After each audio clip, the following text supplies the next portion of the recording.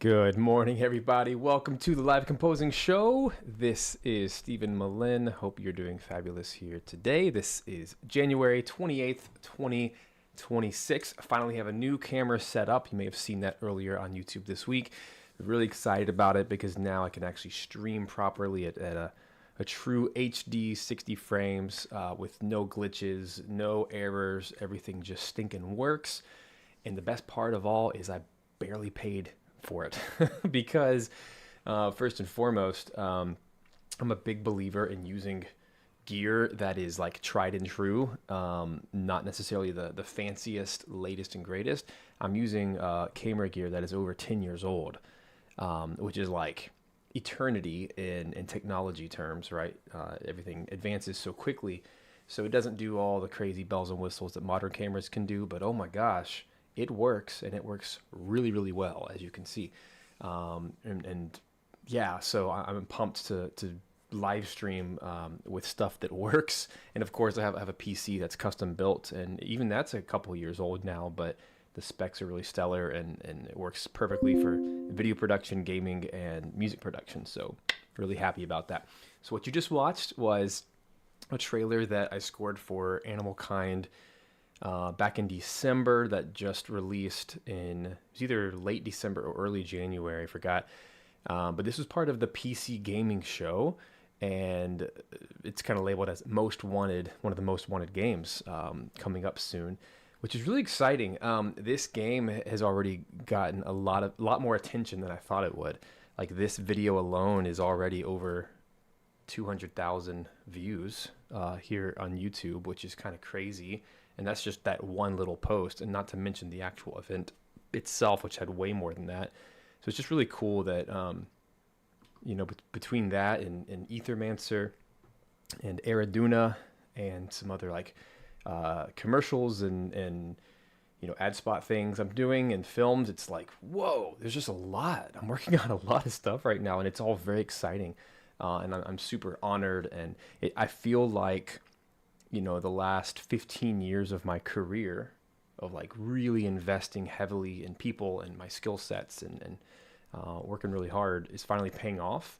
And just a lot of exciting, very fulfilling projects. Like every project I'm doing is so different and yet equally fulfilling and fun to work on. So very, very happy about that. Quick question. I want to hit here from Secret Studios here, who's asking about, how do I work on melody, harmony, rhythmic ideas, and strategically build them together? Those are fantastic questions, and it sounds like you're definitely in the right mindset to pursue this composing thing as a career. That actually is a perfect segue. You'll see in the description below there is a coupon code down there if you want to check it out. Just yesterday I updated my best-selling Udemy course. It's been on there for quite some time. 10 years. Can you believe it? It's been 10 years since I started teaching on Udemy. So this is the same course, but it's without the fluff. It's been updated quite a bit. This is film, TV, and video game music composition plus production basics. This sucker has sold over 12,000 times, which is crazy. But I just updated it, made it squeaky clean. It's basically a 9-week course it's not going to teach you everything, but it's going to get you some very practical exercises and exactly what you just mentioned, which is kind of funny, like verbatim, writing effective melodies, harmonies, electronic music, music production. So this is film, TV, and games. It doesn't go super deep on any one of those, but the whole idea is just to kind of get your feet wet, actually building a portfolio and actually, doing the real work that's going to make a difference. And there's quite a few like business tips in there as well that might be helpful for you. So yeah, check it out. And hopefully that's a super low cost thing that if you don't love it, fine. But definitely kind of the first step to taking this more seriously, not just a hobby, but actually making a career out of it. And what did Jordan say? Hey, y'all, was wondering if we get your thoughts on NI at some point. Didn't take long for it to come up. Everybody's spooked about native instruments. Yeah, I'll just speak super briefly on that. My vantage point right now, for those of you who did not see, yesterday is a big news article about native instruments becoming insolvent. I'm not even sure what that necessarily means, other than I think that they're looking to sell, or they're looking to merge with another company. It's super unclear, but honestly, there's nothing to really freak out about. I've been a hardcore Contact user, and I'm going to be using it today, actually, in my session. I've been a hardcore Contact user for a very long time, and Simple Samples Audio is built on Contact. I don't think there's anything to worry about. It's millions of dollars are exchanged annually through their licensing alone, probably. That's just my guess, but I heard someone else mention millions yesterday. So basically, it's a situation where they may. I just don't want to speculate. Ultimately, at least not publicly. I want to speculate about what's going on. Honestly, I don't care. I mean, yeah, insolvent means bankrupt. Okay. Well, there you go. I can't say I'm surprised. They've been acquiring other companies, and sometimes you do that with debt, and sometimes it doesn't work. But I'm no expert on that. But long story short, if they end up selling whatever, I think Contact, it's too valuable to just go kaput. There's too many companies relying on it. I don't think this is the same thing as like when Finale Make Music went out of business. I think this is slightly different because there's a lot more innovation here. And obviously there's a lot more other companies that are making their own platforms. So, I mean, I guess my eyes will be open to seeing what happens. And when I have some real thoughts on it, I'll let you guys know. But, I mean, this is obviously new. But, yeah, I'm going to keep using Contact until the wheels fall off. I mean, I've been using Contact like 5 and 6 and 7 forever. And I know that they're on 8 now. I don't even use 8, so whatever. It is what it is. And we'll suffer together if that happens. But maybe if you're on the fence right now and you haven't bought, Native Instruments stuff, probably shouldn't. There's a million other places to look. Like Museo is a really good choice right now.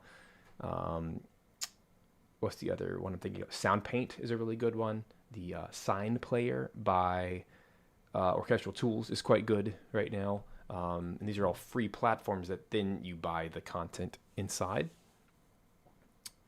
Oh, that's so funny. Secret. Yeah, apparently you already have my UDV course, so maybe that'll be super helpful for you to jump in today. Anywho, let's get to the project of the day. So, quick little shout out. If you guys want to play Animalkind, there's already a public demo out. It's not super polished. I've actually played it, but they're actively working on it to make it the best it can be. It's quite fun. I think, I'll be honest with you guys, it is a game that is still very much in production. It's a demo. It's not going to be the full product. There's so much polish that is in the process right now. They're creating new areas and modes and whatever. They're adding a lot of the fun content down the line. Obviously, it's not ready, but it's a fun little demo. If you want to go burn 15, 20 minutes just kind of running around the world and interacting with the characters. It's super cute. Get to choose from the different animals, get to jump into the mech suit and build stuff and these little missions and whatnot. It's very much like Animal Crossing. It's a lot of fun. So as you can see, there's just lots of cool stuff here. So you might enjoy playing that in its current state, or maybe you won't. But just if you don't, like I've already played it for a couple hours, if you don't love it yet, give it another chance in a couple months once it's more polished, because it's just the nature of game dev. Things are always buggy and janky at the beginning until it gets polished, right? Especially with indie teams, they're small teams, and so. But I will say that this team has been really, really cool about community feedback, and they've already made a lot of changes to the game based on community feedback, which is the best. And that's what I've experienced with the Moirai Games team, the makers of Monster Sanctuary and Ethermancer. The indie teams that win are the ones that are in constant communication with their fans and their players, because then they could actually make changes and make it the best it can be, which is awesome. Okay, let's move on. So what are we doing today? Boom. Well, I have an interesting task for today. I'm not just writing new music for Animalkind, although that is certainly in the docket as well. In the upcoming month or two, I do have some commissions underway to write some brand new music for today's purposes, my task is to extend 2 of the tracks that are in this home biome. By biome, I mean area or environment. It's this grassy plains area where you're running around. It's where you're actually building the village. It's all this grass, trees, very like woodlands. I'm sure we'll have an official name for it in the future. But essentially what's happening is at any point when you're running around as your animal, that's the animal mode music. It's upbeat, cheerful, very accordion-led, flute. This is all live instruments, by the way. It's all live strings and live percussion and whatnots. And I've played a lot of those, and I've recorded other friends to do that. But then the mech mode music starts whenever you jump inside the mech suit and you start building. So the mechanic is you jump in the mech suit, and all of a sudden now you can pick up heavy objects, cut down trees, build, craft, all that kind of stuff. So the music has to be simultaneously playing on both tracks. So basically the entire time you're playing, the animal mode and the mech mode tracks are playing at the same time. So they have to be in the same key. They have to be the same tempo. So I've chosen 88 BPM as my tempo. And then the music at any point, if you jump out of the suit, the mech suit, then the music fades back into the animal mode. So it can't just randomly be on a random bar. Like, they have to stack and make sense. But for variety's sake, you also just can't have the same melody all the time. So this has been an interesting challenge. I've done this kind of thing before in other games, but it's been a little while. It's been an interesting challenge trying to make this work. So far I have 2 pieces of music. They're both 2-minute tracks, but we've gotten some feedback. Here's an example. We've gotten some feedback from the players that it's a little repetitive. The music is a little repetitive. And they like the music a lot, and they think it's fitting because the mech mode is more electronic, and then the animal mode is more playful, whimsical, live instruments. And so players are just saying, hey, we just need more variety. And so what we've decided on and contracted for is to do, basically I'm going to today extend each of the 2-minute tracks to become 4-minute tracks. But now the challenge is, but both of the loops have to work and stack on top of each other vertically. So I'm having to think horizontally and vertically. But the good news is this is very minimalistic style. So I don't want to say I can get away with it, but like the intent is to have music that is very relaxing and calming, but still energetic enough that you want to run around and do stuff. So it's a lot of things to be thinking about, but I think I have the right direction. So let's actually get to work. Today's going to be like a rolling up your sleeves, get junk done kind of day. So let me turn on the audio, and we're gonna get cracking here. Crack some eggs. But here's the caveat. Anytime I make a change in one of the tracks, I have to make the same change in the other track. Otherwise, it won't be symmetrical. So I'm going to be really religious about using my markers today to help. And so already, even before the stream started, I started playing around with the session and moving stuff around. And I already found a nice workflow of using my section markers right here to help indicate. And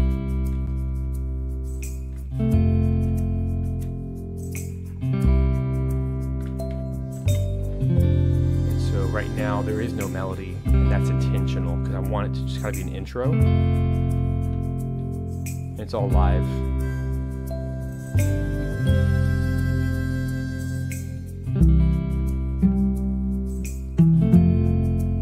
So I've already, again, before the stream, I already doubled the length of this. This was only a 4-bar intro.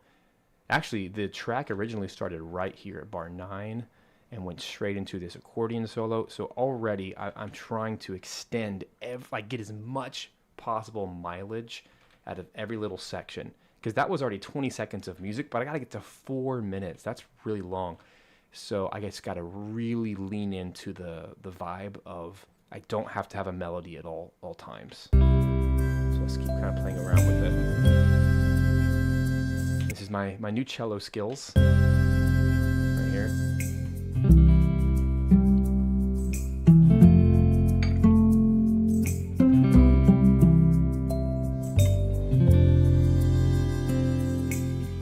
That's a live bass. Plucked bass.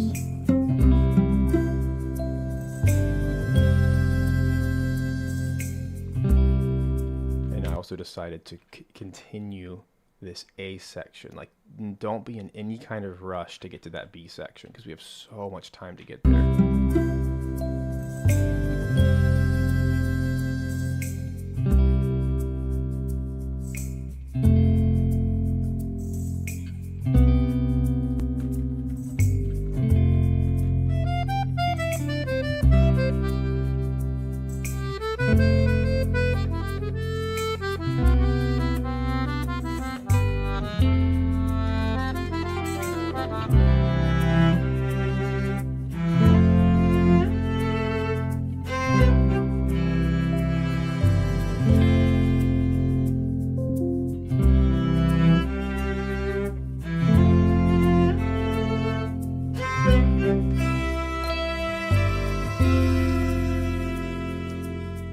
Turn those down a little bit.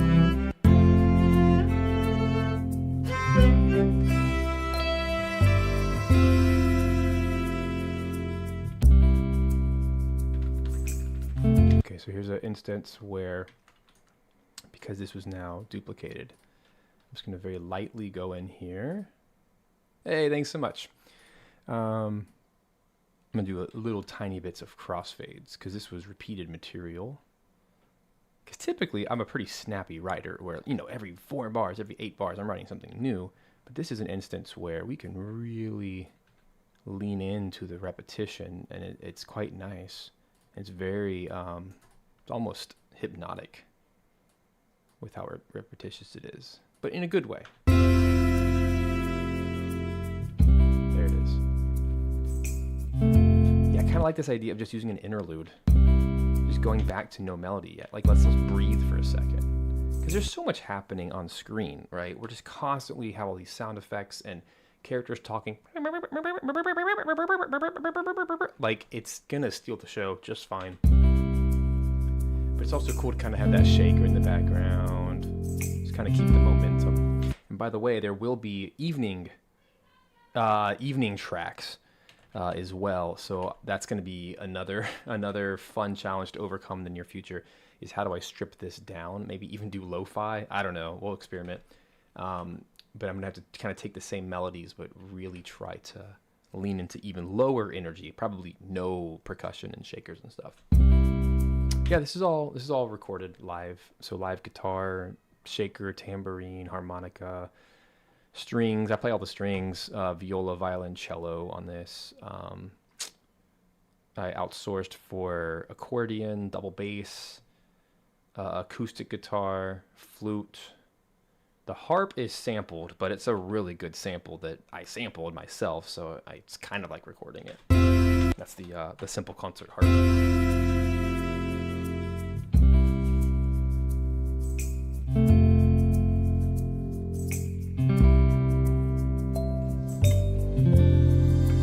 And that's my kalimba that sits behind me.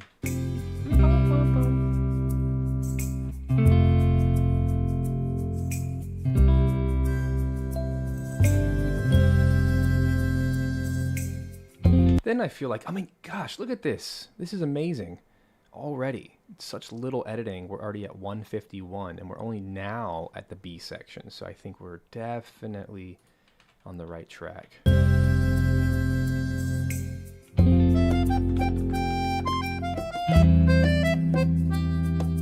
just love accordion so much. There's just something so special about it. And it was thanks to Travis on the Fool and Scholar Productions team. He is an accordion player, and he's turned me on to accordion so much. In recent years, he's had me record it so stinking much with him. This is such a wonderful instrument. It's so comical and energetic, especially for this. I was just getting some little crossfades there. By the way, just working with live audio is so much more fun and organic and musical. It's MIDI all the time.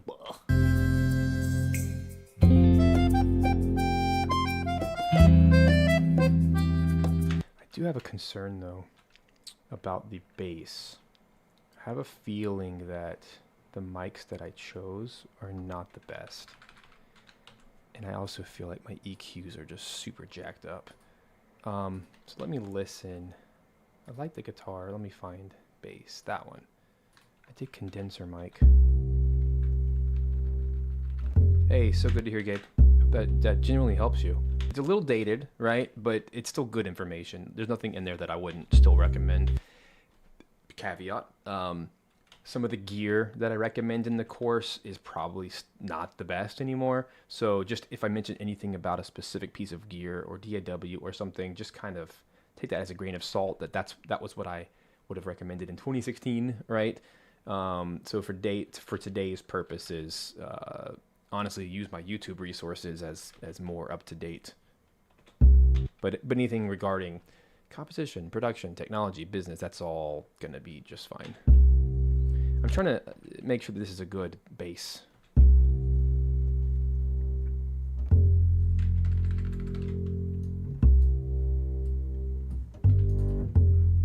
It sounds so good.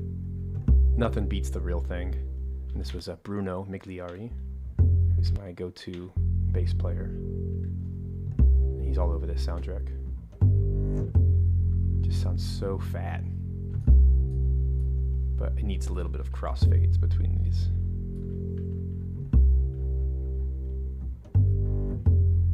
And I like that it's not perfect, you know?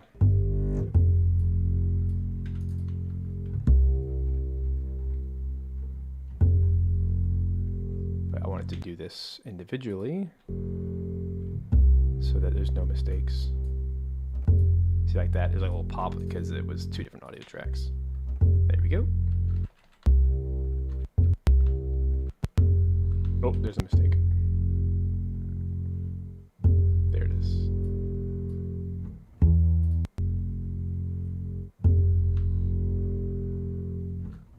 It seems too boomy.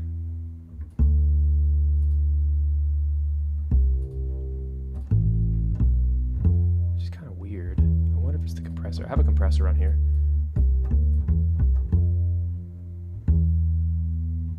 Like the compressor because it makes it more even. I think I just need to get rid of a little bit of more. Can you hear the muddiness? There it is.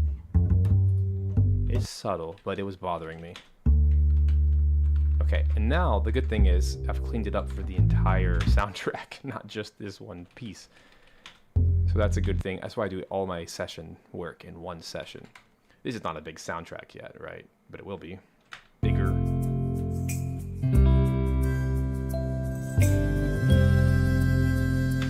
To answer that from Jordan, as far as templates go, my stance these days is whenever I start a project, I always start with a blank session, but that blank session is very particular. I've already put all of my favorite reverbs, all of my favorite routing, everything.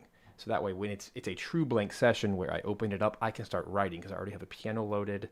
I already have my sample rate set to 96K, 32-bit float. I already have my marker channels. Everything's ready to go. I can actually just start writing as soon as I open it up.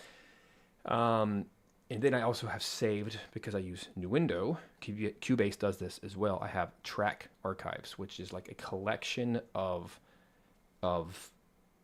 project settings.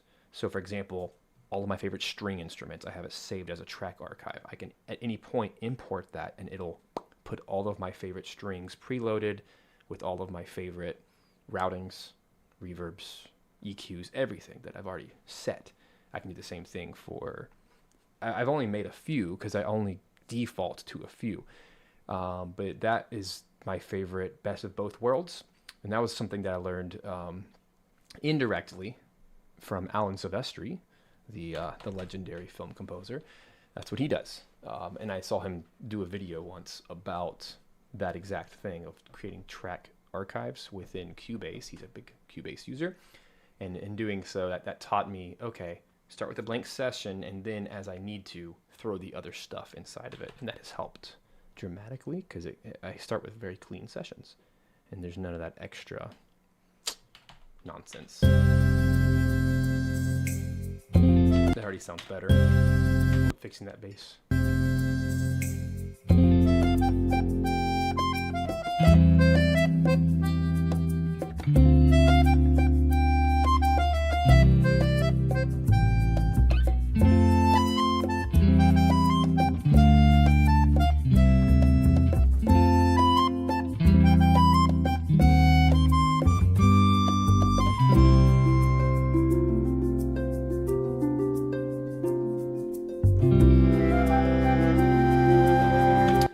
Secret, I'll do that for you. I was just writing it down on a sticky note. I will do that for you. That is a video. I've done it in private coaching, but I haven't done it publicly in a YouTube video. So yes, I will do that for you because I think that would help a lot of people actually. So look out for that.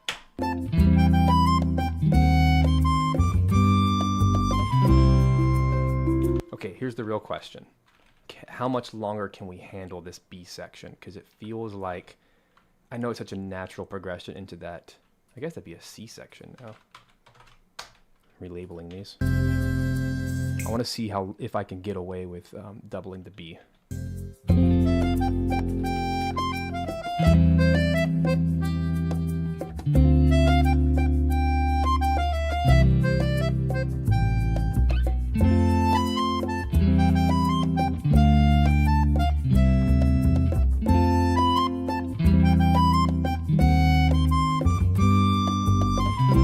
Goes so perfectly into that C, but we are woefully short. We gotta have a whole another minute of music. So I'm wondering, I'm just brainstorming.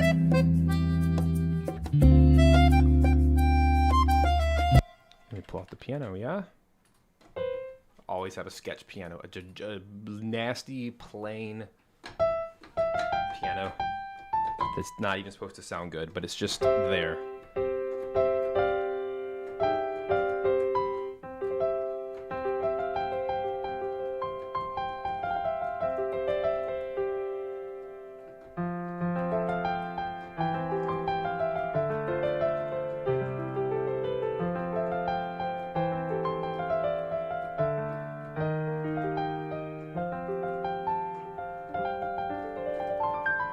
Maybe what I can do is, so basically we're just hovering on the 4 chord. We're in the key of C, so all of a sudden we're in F.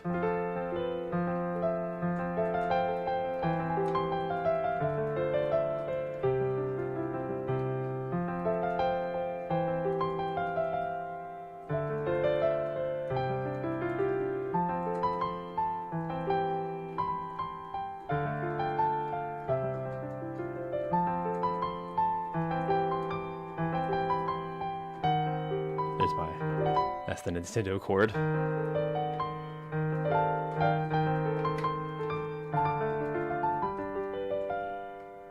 But what if we skipped that? You know, for the first time.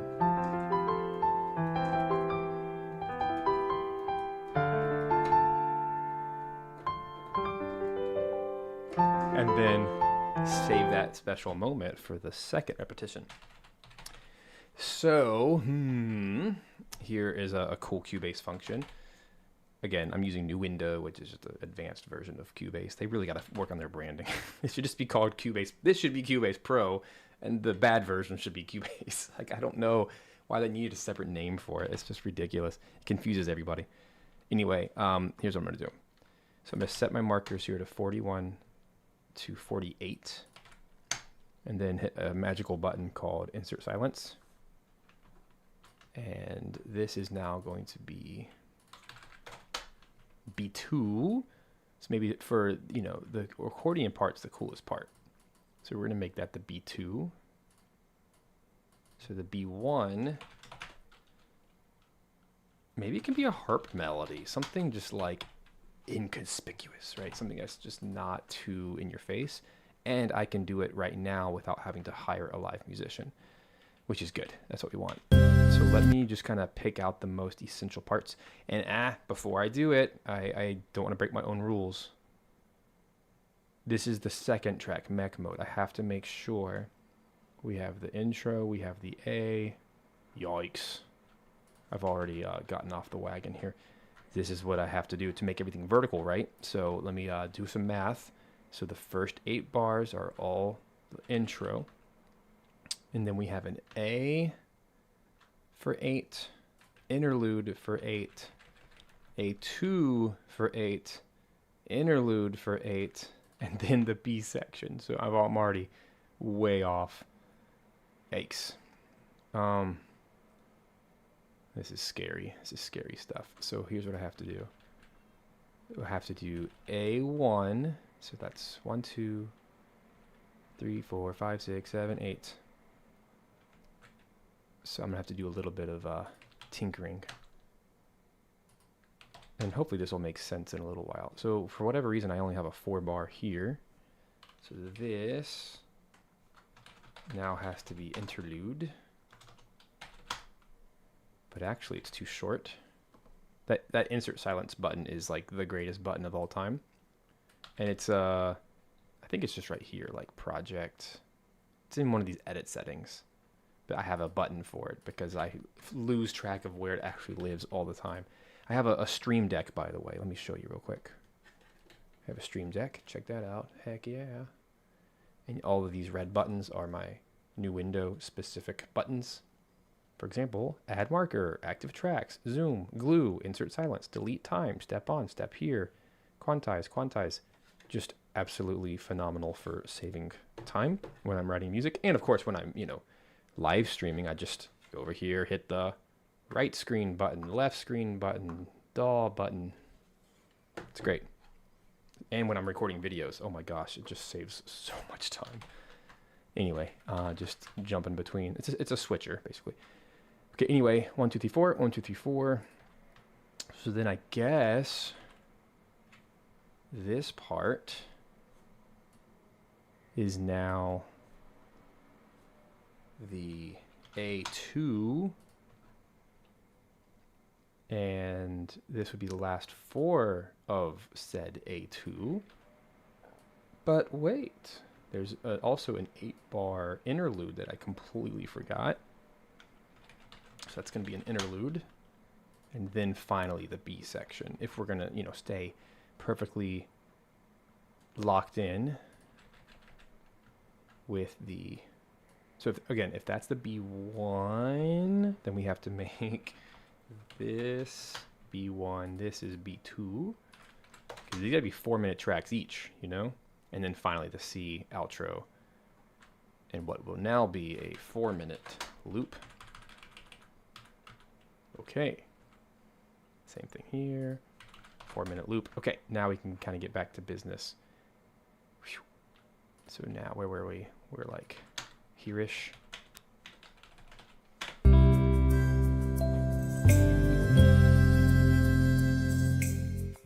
So now the question is, can I take this harp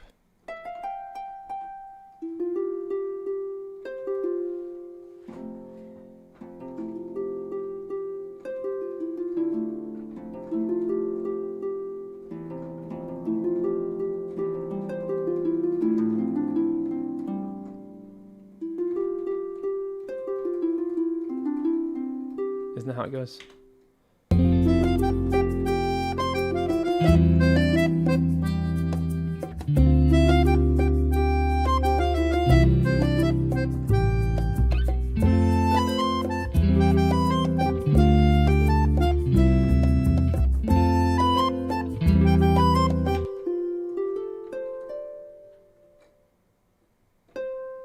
Maybe kind of hover before we go to the accordion.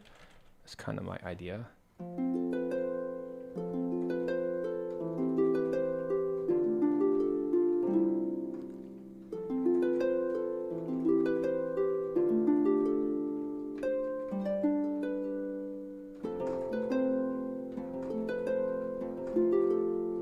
Bah, this is the tough part of today.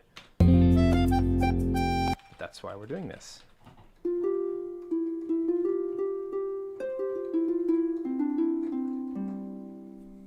Wondering now if I recorded this with anyone else.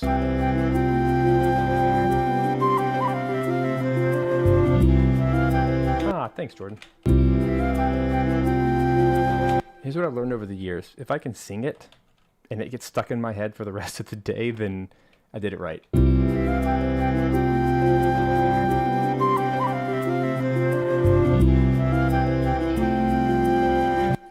And this is this type of writing is very pedal tone writing, meaning a lot of it is just like hovering.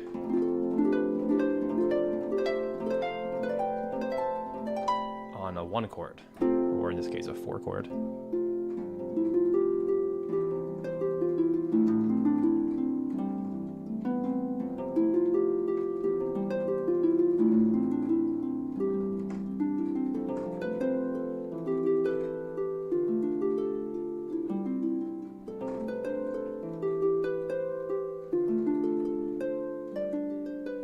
want to save that cool kind of the Zelda progression.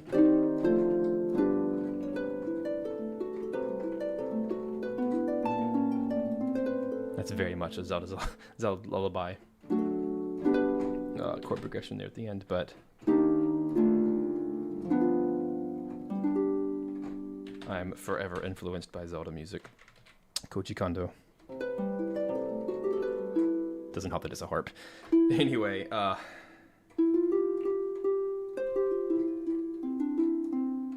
just wondering if I can hold up. So here's what I can do. Let's take the bass. Let's do a little fancy here, because the bass just needs to be there no matter what. Let's pop it in down here. It's definitely going to help with the illusion that this was all recorded live, because, you know, this part was.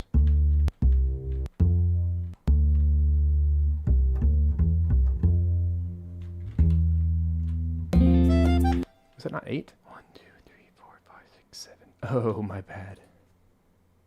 Oh, yuck. I was making this joke yesterday to one of my students. Musicians can't count past 7, and that's exactly what just happened. I only counted as 7 instead of 8. Oh my gosh. Okay, 48. That is so funny. I only counted as 7. 1, 2, 3, 4, 5, 6, 7, 8. Okay, now we're clear. How embarrassing.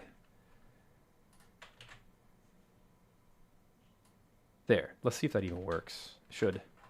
But this is, you know, my way of not having to record new material, because it's not necessary. Okay, here we go.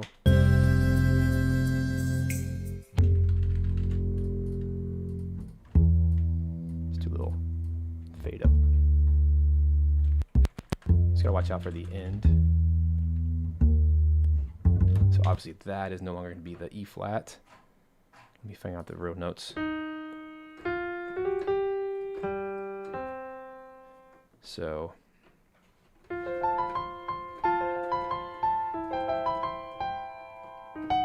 no longer doing the E flat. So instead,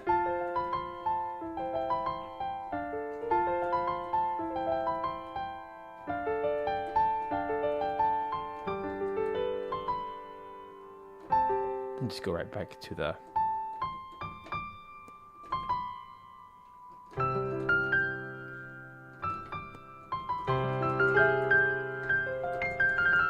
yeah, that'll work, I think.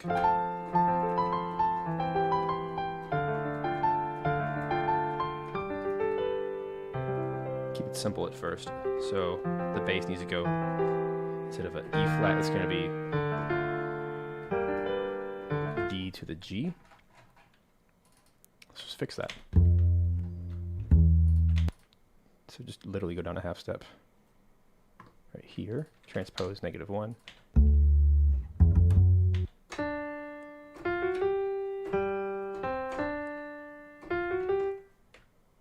Then just go back to normal. Should be it. Did it. Hacked the system.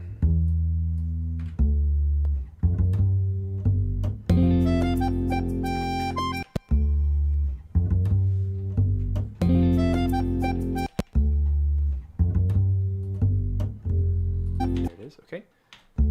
Now, all of these guys, we just gotta...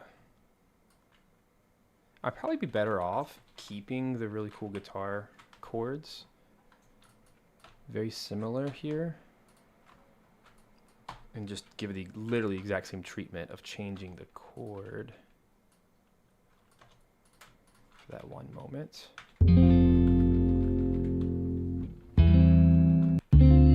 It's the same chords.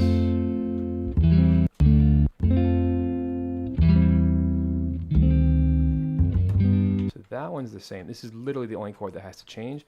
So I need a D minor, so I just need to find any other minor chord. There's a minor chord. And then literally copy. This is what sampling is, guys. But let me figure out what that is.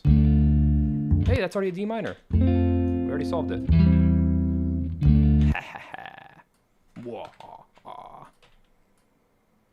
The audio wizard strikes again. All right, there we go. Audio sorcery. Cool, and just take this. It's a little late.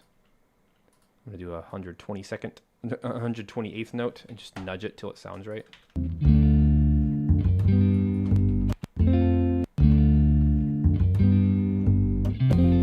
Cool, and then of course do a crossfade there, but let's make those like as simple as possible. But see, now I don't have to record new music and no one knows or cares. It's like it works because all I did was literally take the same chord recording from another moment in the track.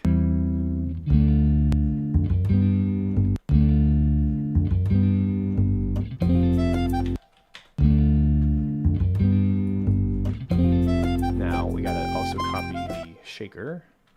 That's what's making the pops. That's why it's not working right now. But now we're gonna have the outline and everything's gonna feel good, except for, of course, the melody, but then we just fill it in with a different instrument. And because we changed the chord at the end, it now can handle being repeated, which is exactly what we're aiming for here. Oh my gosh, why is it going to the wrong spot? That's weird. Okay, there. And these are already quantized. I quantize shakers because, you know, they're shakers. I still played them, like I still shook them in front of the microphones, but it just helps keep everything in time.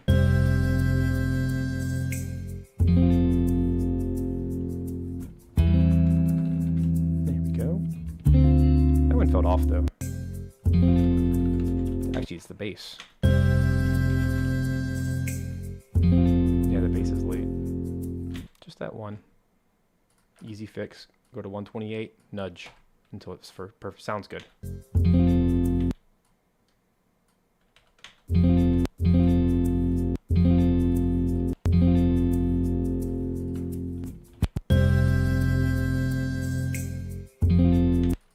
It's actually early, huh?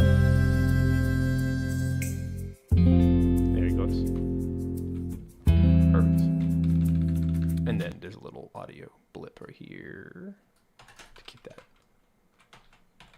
What are you talking about, Marty?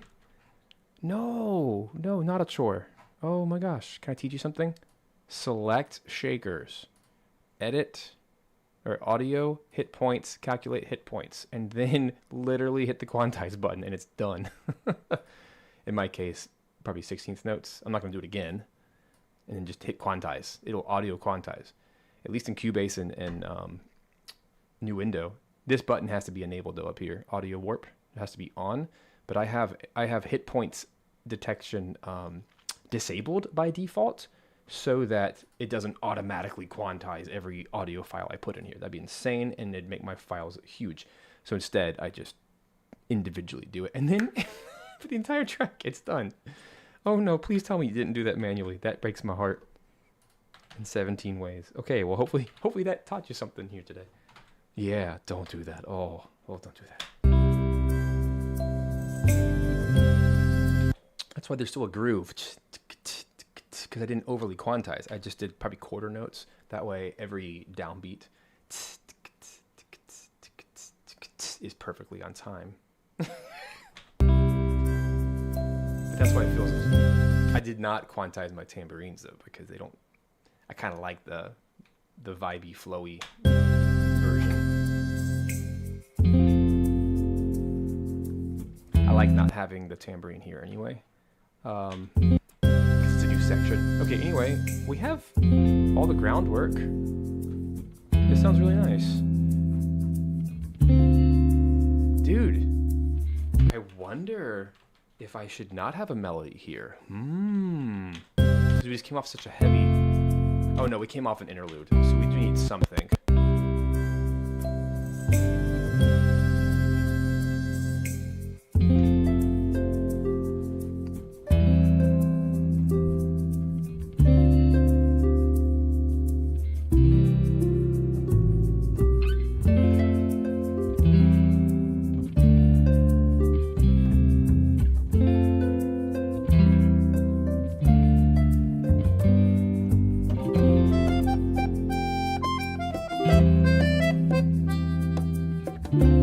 Why did that work so well? Oh man. Okay.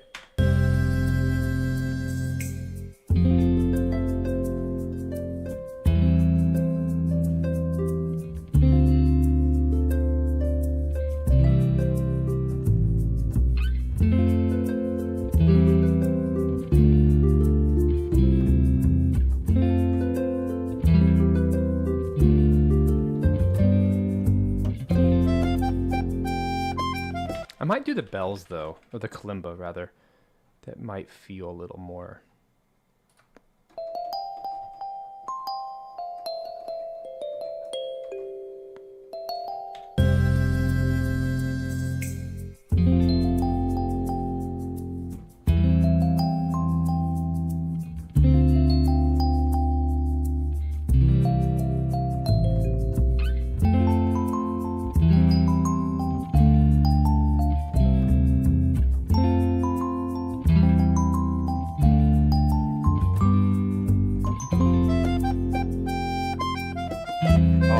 Bongos, that's nice, actually. Okay, so maybe instead of a harp melody, we'll do a kalimba. I'm trying to like simplify it even more.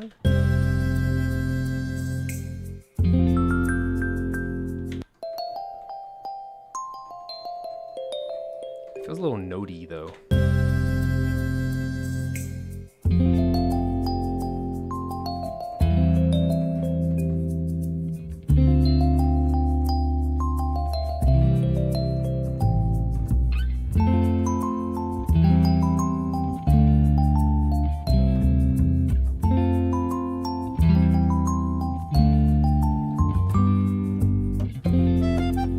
What do you guys think? Are anybody from the team listening in that can give some feedback?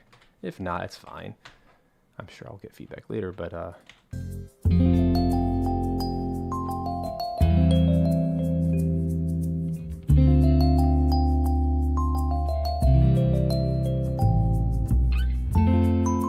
is this too notey, anybody?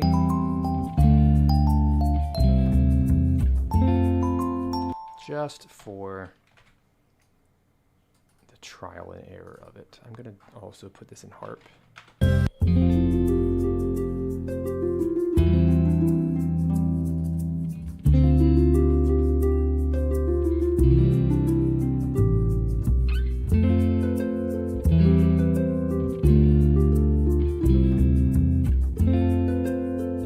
But I'm also wondering if, when I make the night versions, if I should like really lean into doing the harp.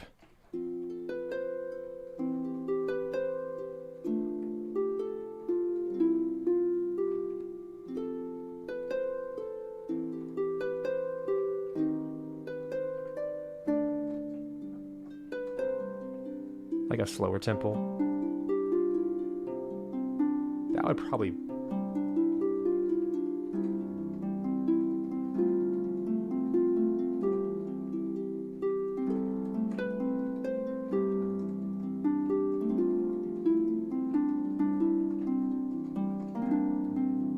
right, like that'd be really nice.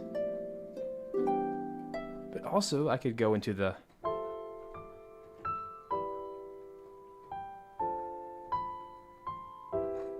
like that would also make a lot of sense. Let me turn on some nice verbs for that real quick.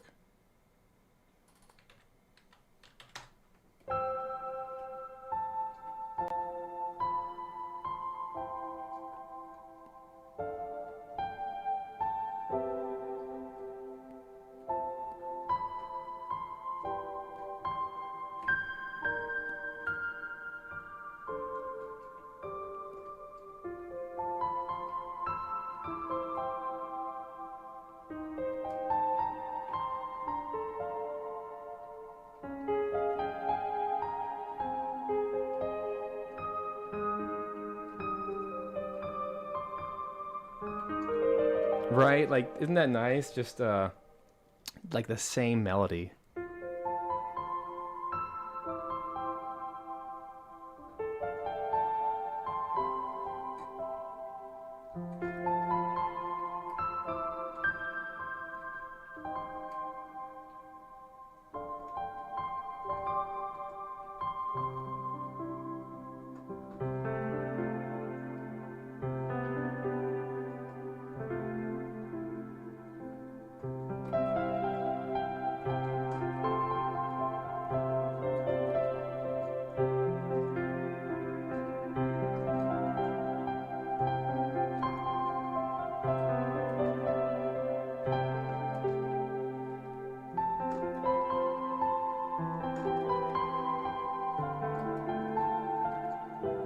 Ooh, that's nice. I like that.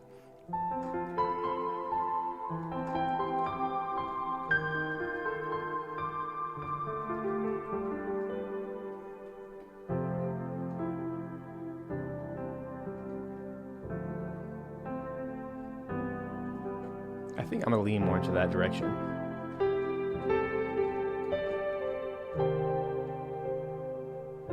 With of course, like some strings and pads and stuff. I really think that that's gonna work. Even just something as simple as like, I have some pads already loaded up for the electronic side.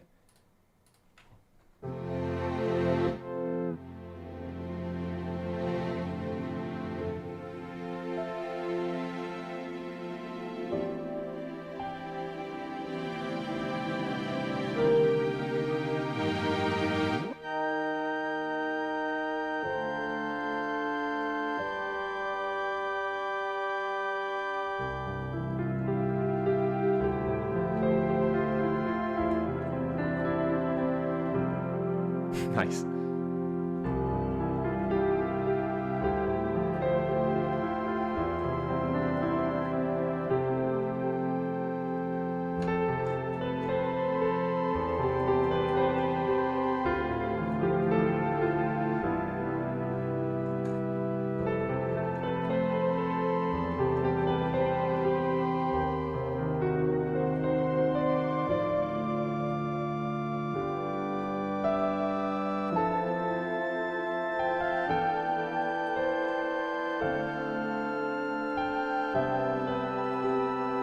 I think that could work really, really well.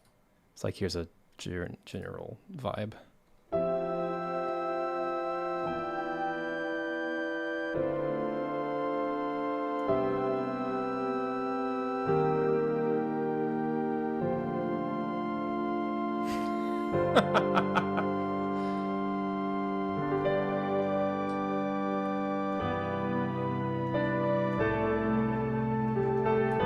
Called it.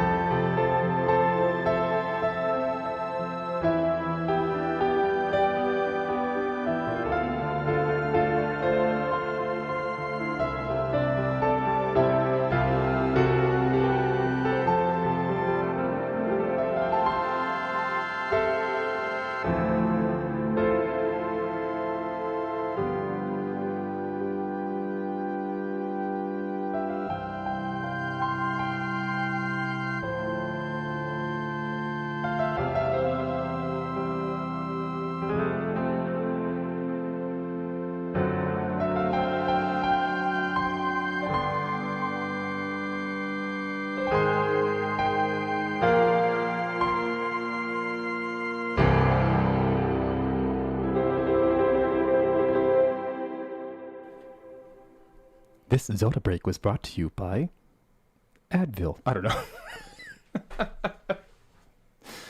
All right, I need some real sponsors. Anybody listening? Okay. Boom, baby. Did that solve anything? Absolutely not. But it solved the hole in our hearts. That was so fun. So now I know when I'm like a week out and I'm like, crap, what was I gonna do for the evening themes? Now I know. Okay.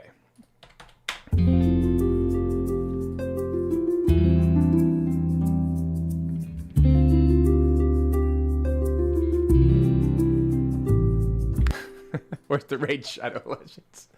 Exactly. This video was brought to you by Raycon. You are a sponsor.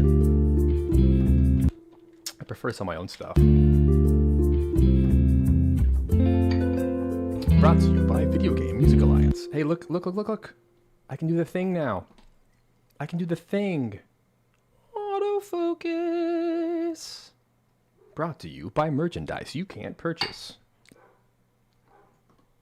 Soon. Coming soon. To a Shopify near you. Alright. I've never been able to do autofocus. I've always had a manual focus. Until now. I called now. Okay. I'm going to bounce this to audio real quick, Lack. And then...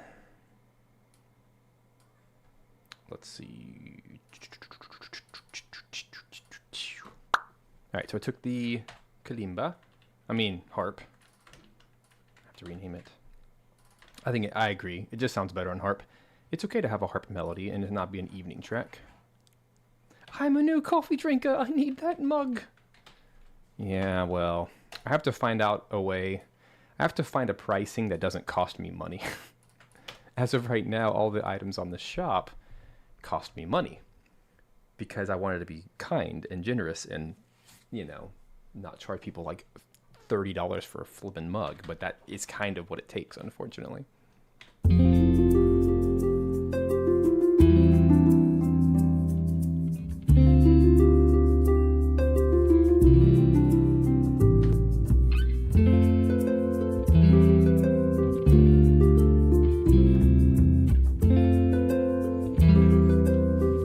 Hey, go check it out. https://www.videogamemusical. That's a very long title, but deal with it. Did that even go? There it goes. Go check it out. Just go read up. Go learn all the things. We're a music business / music production school without the crippling debt.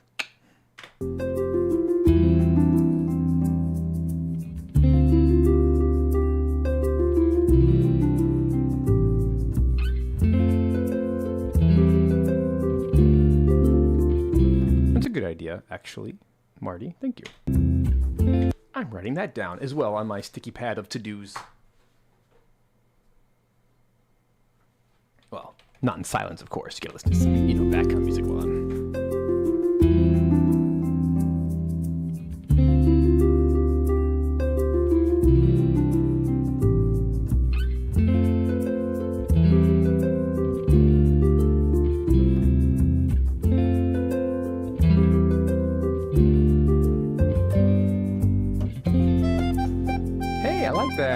That felt good. And the bongos just add that extra little bit. You're on the sticky.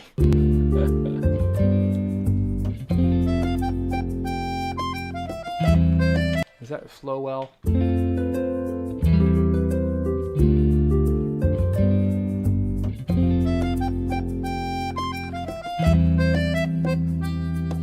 do feel like it's slightly too loud, Mr. Accordion Man. I like it a lot. I'm just going to drop the whole accordion by 2.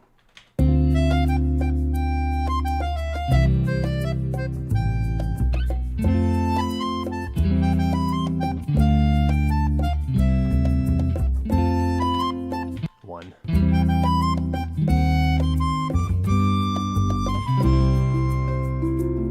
Oh, there's the harp again.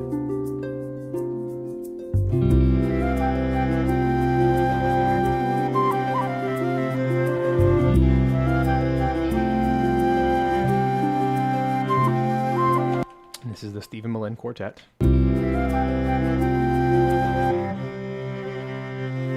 Actually have 2 violins now, so that one of them can be a second violin.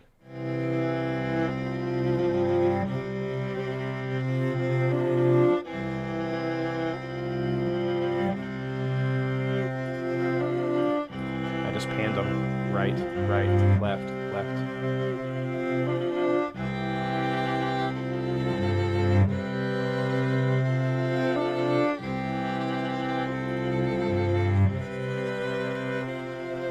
Now that I soloed it, I can actually see that there's a mistake. It's a little too quiet. No nickel harpa in this soundtrack. That's all ether banter. These things are expensive to record, man. Like quadruple the cost of any other instrument. Whenever you record ancient medieval instruments, those people charge up the wazoo, as they should, because they're like one of 3 people in the world that played that thing. Hurdy-gurdy's the same way. Nickel harpa, just any of these old instruments. It's good business. See, this is actually late, or early.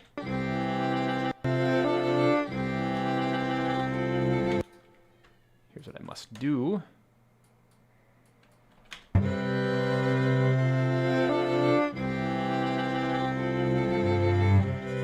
It's late.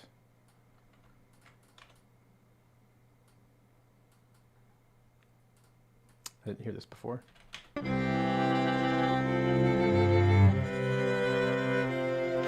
Hurdy-gurdy, my beloved.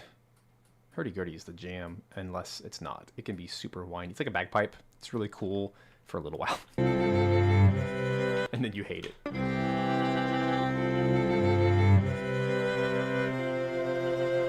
This one's a little early. So I'm just going to do the most basic form of editing, which is crossfades.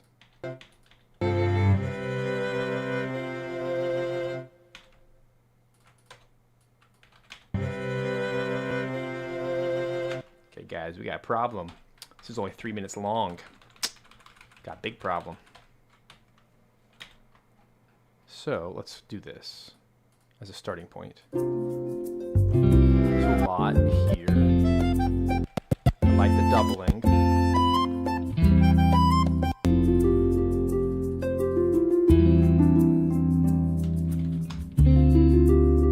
This is just too early.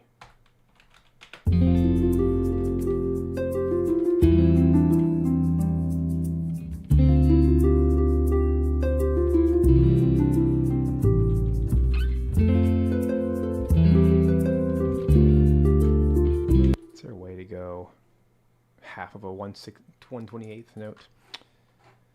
I'm just gonna like literally slide it. Make this as big as I can and like move it like a frame. There. There it goes.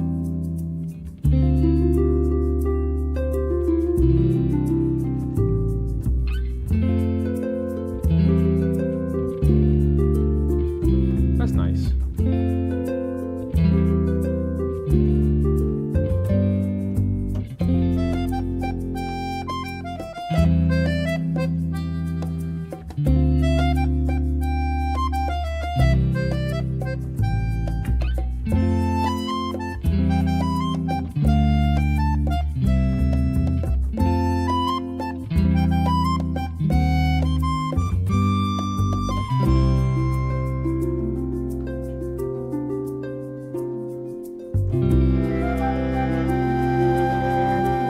I know what to do.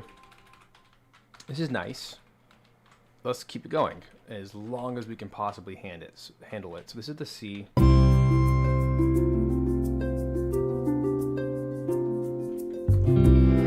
So I think let's at least add 4 bars there.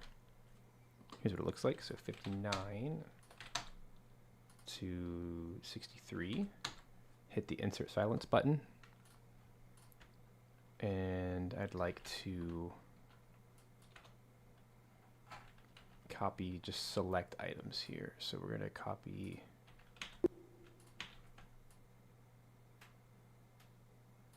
honestly all of that. See if it even works. I feel like the strings are quite nice.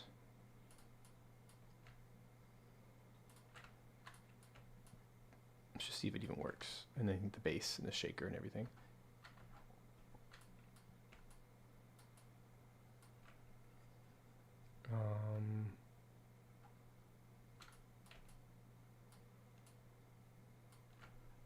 Where's my bass? There's my bass.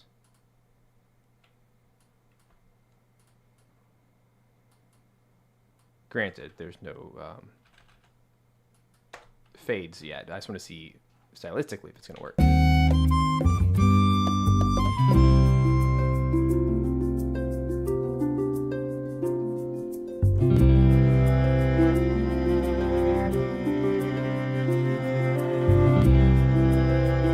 That's nice. Then the flute.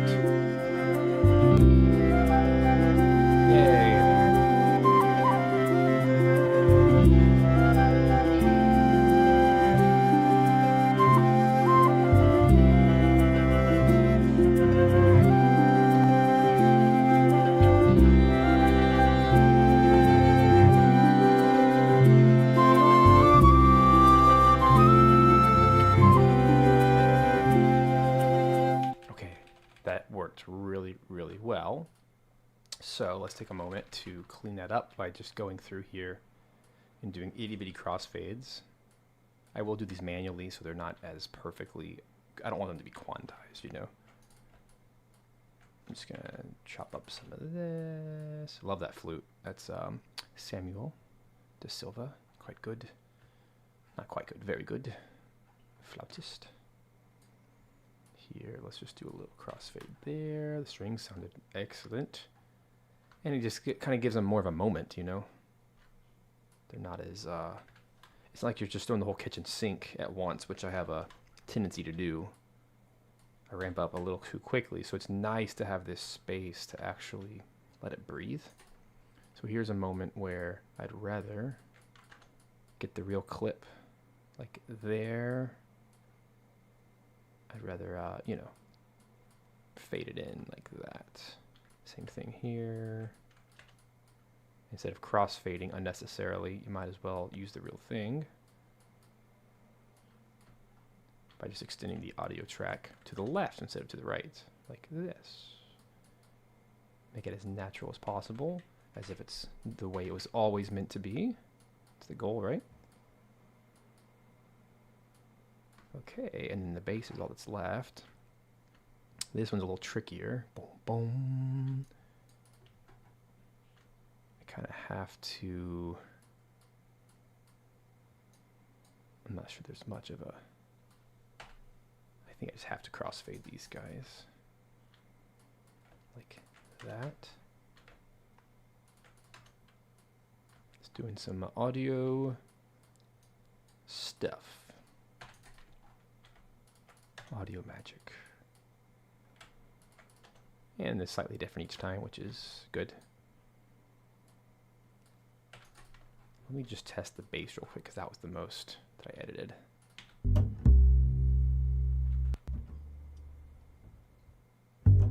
Yeah, that sounds perfect. It sounds exactly like the real thing.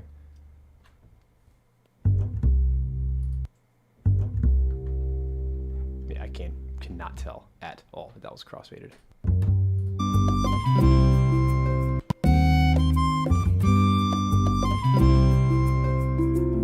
I love that it breathes.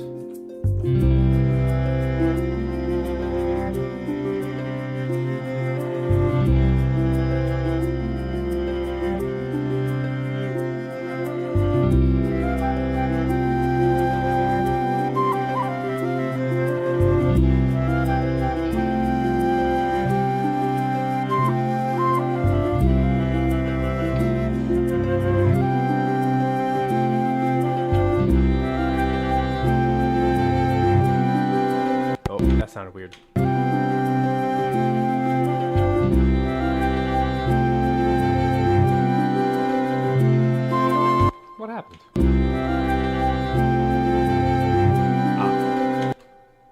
Guitar came in early. Just that once. Like super early. So we're just gonna take this and drag it back a little bit. And do a little crossfade action right there.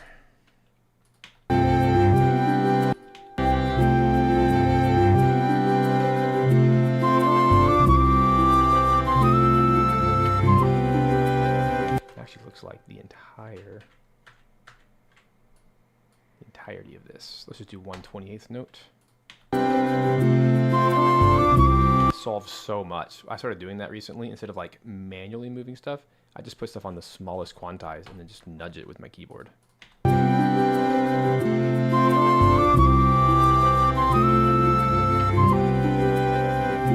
Yeah, like these last ones were just so late.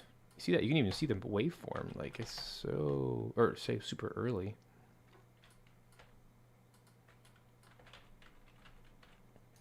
So I'm just going to do a tiny little crossfade so there's no issues. That one is not going to work. Got to manually do some of these, but that should solve it. Yeah,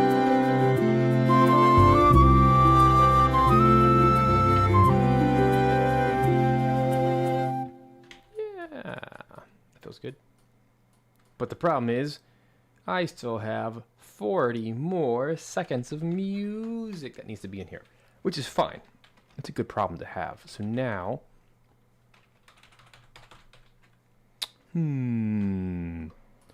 before I get too ahead of myself, something I noticed is the C, I'm going to say C melody, flute melody, right?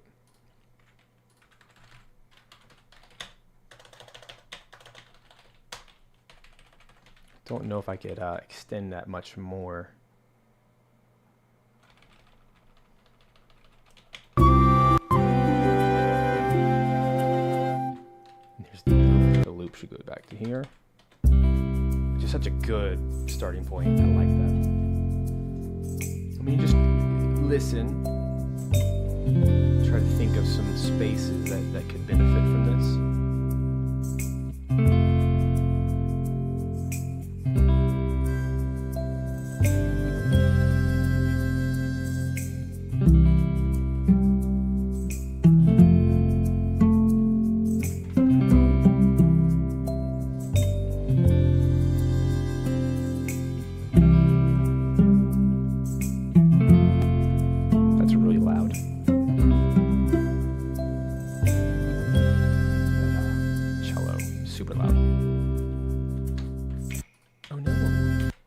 First time ever I lost my camera feed. What happened?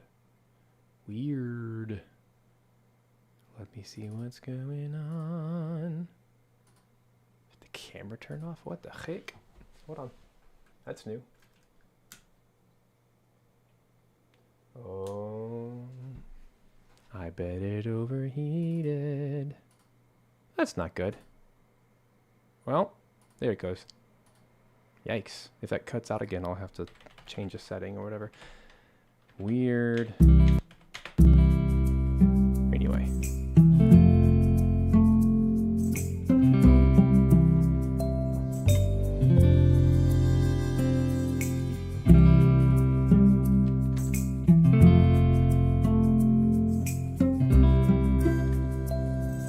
I'm wondering if this...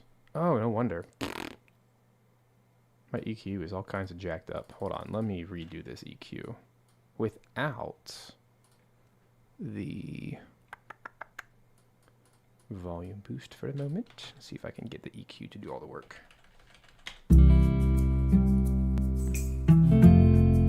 What a difference. So much better.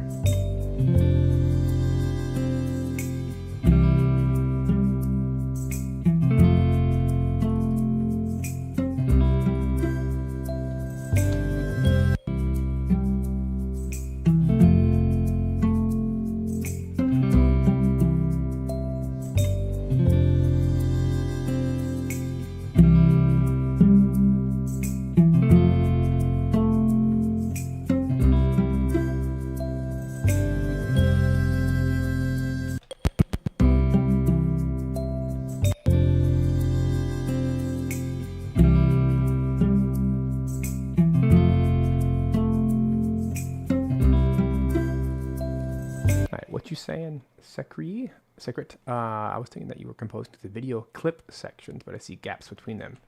What do you mean? I don't know what that means. Yeah, Marty, I've never felt the need to move beyond Pro Q1. It does exactly everything I want an EQ to do. And that's what I was talking about earlier today, is like, I don't need all the latest and greatest gear. I just need gear that is very specific for the exact task I need. And I don't like buying new stuff if I don't have to. I want to stick with what I know. I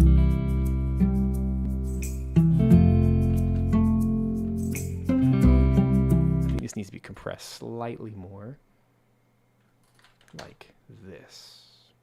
So that way it's a little bit cleaner and more.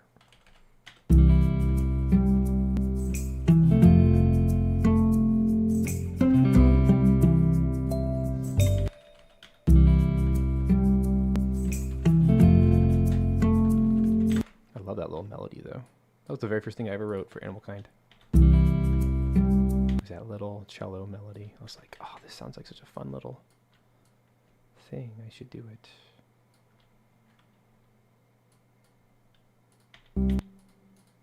I'm much better at cello than I started. This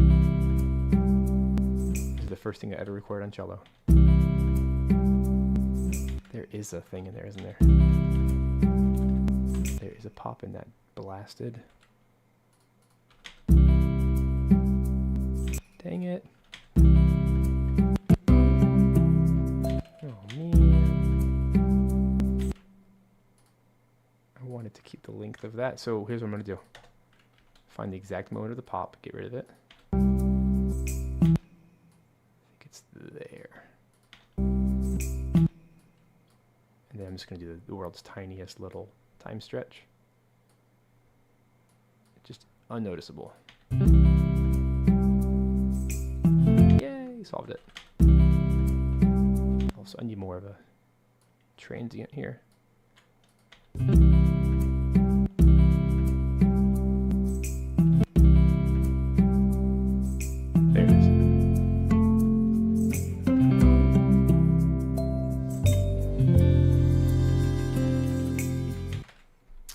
What you mean? I have a video between 9 and 33. You're talking about right here, like the measure numbers, like 9 to 33. Yeah, like that's, you're talking about like a melody. I have a melody between those, right? I'm intentionally not having melody in the whole thing. Let me see. Would this be interesting for you guys if I actually pull open the game? I'll find it real quick. Just for funsies. It might crash, so let's see.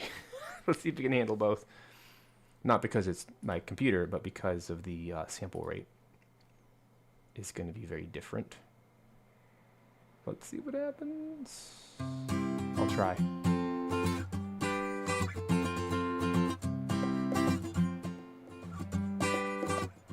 Hold on, I'm getting it ready. But I have to do the video settings to be not full screen. So we can move it. Aha! So here's what I'll do. I will put it on my other screen. There we go. I'm gonna go here. This is the demo, if you guys want to go play it. Woohoo! Okay. Here we are. Little raccoon buddy. Woohoo! Again, I'm not doing full screen. I know it's not as pretty, but that's so I can still, you know, work. Oh my gosh. So here's what I'm going to do. Try to play the game for a little bit, so you can kind of get used to it.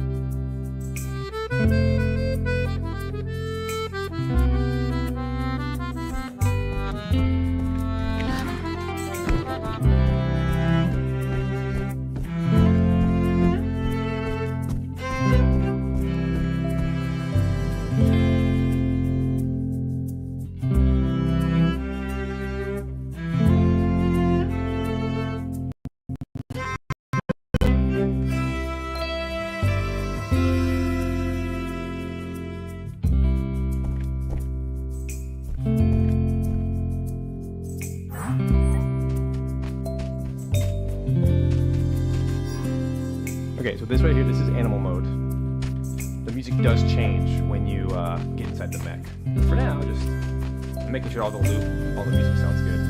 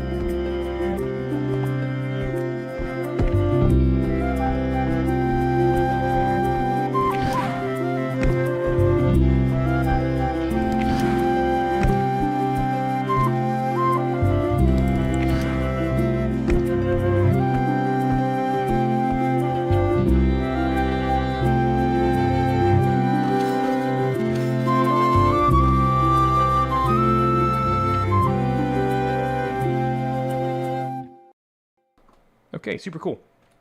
Let me exit that for right now. Yay, I'm actually really glad that nothing broke. Everything actually worked. Hooray.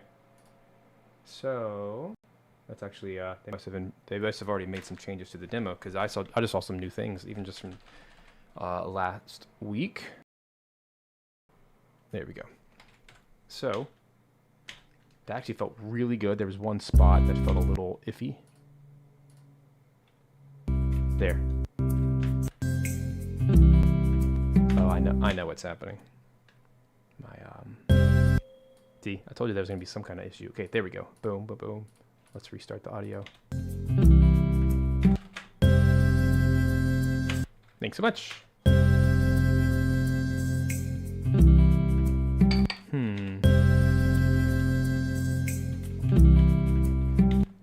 that feel so weird? Ah, that's why. Because I didn't crossfade my perk, my shakers. It's amazing what just one little lack of crossfading will do. There it is. That cello stands out better now.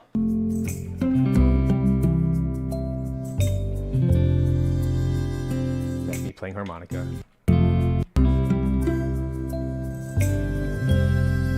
Just a good old C major harmonica.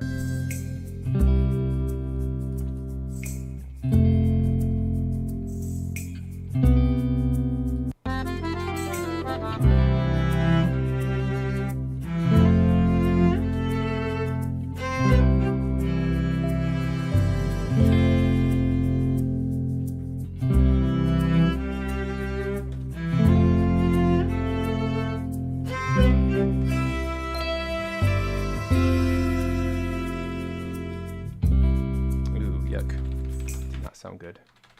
Not a good transition. I think it's the guitars. So let me take those. This is just part of the gig, you know. You gotta make sure everything is squeaky clean.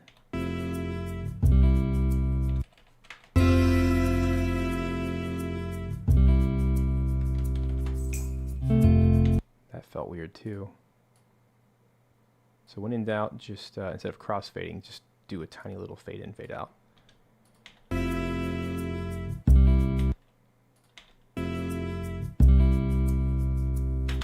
Great question from Secret.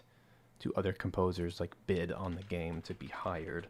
I mean, no, in this situation, the lead developer of the team was a friend, actually from a past project. And it was so the past project I was on recommended me to this dev who was looking for a composer at the time, and then we started conversations and went from there. Which is the best way to work when you work with friends. then you get to work with their friends, and it just expands that network in a very natural and organic way, and there's nothing weird or fishy about it. It's such a good way to work. And I've loved working with the team so far.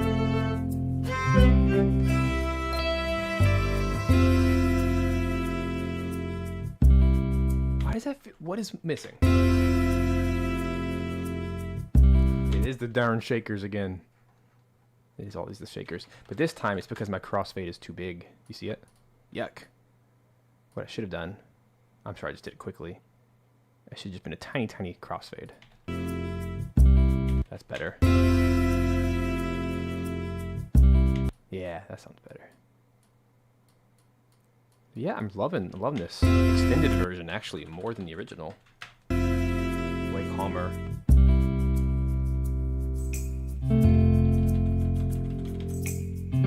It's still unique.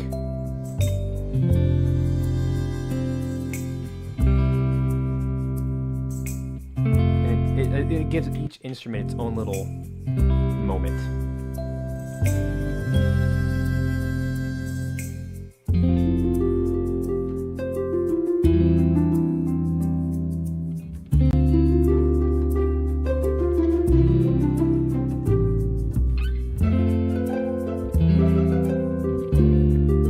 Maybe like this.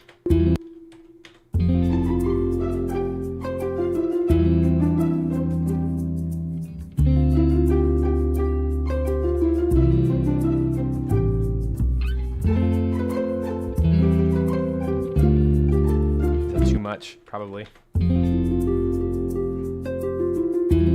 This, shockingly, even though it was MIDI, is not landing right. So I'm going to do hit points on this guy. And I'm going to show you, Marty, if you're still watching, I'm going to show you how easy this is. I'm just going to go to my quantize. Let's do 16ths and watch the waveform. I'll even zoom in. Watch. Watch it again. Ooh. Now it's perfect.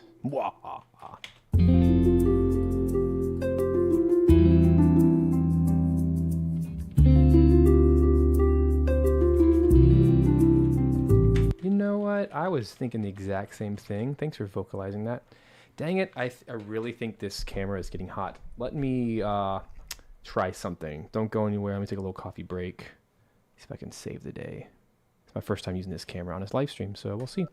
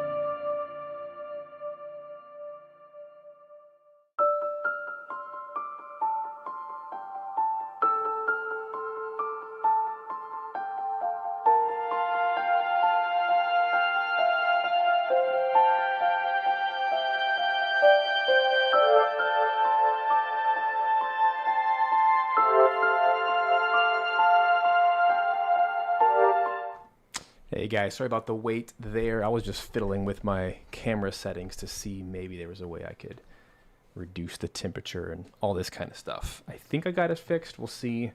Hopefully it stays on, and if not, I'll just do audio only. But yes, I did write that track. I've written quite a bit of lo-fi stuff, the coffee break music and whatnot. I have some video game music packs in that style. So yeah, anyway, I'm excited to do the night versions of these tracks for sure for Animalkind. But let's get back into it. What I think would be the most helpful thing right now, I have a pretty good grasp of, it's about 3.5 minutes of content right now for the track.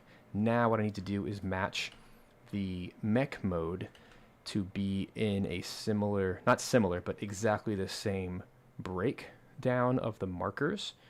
And right now I'm just kind of eyeballing. Looks like everything's correct up until the B section. See? Would start here, and from there, looks like I have only 8 bars. So 1, 2, 3, 4, 5, 6, 7, 8, 9, 10. So that's probably going to be the section that I end up doubling to give me some more length. And the good news is I already have, I'm going to listen to the C section to see if I can play with this a little bit. Oh, yeah, I did, Marty. Dang it. Why'd you have to remind me?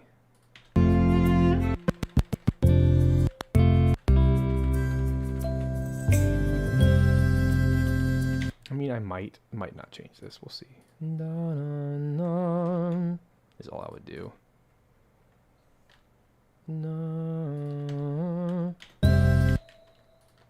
That's all I would do different.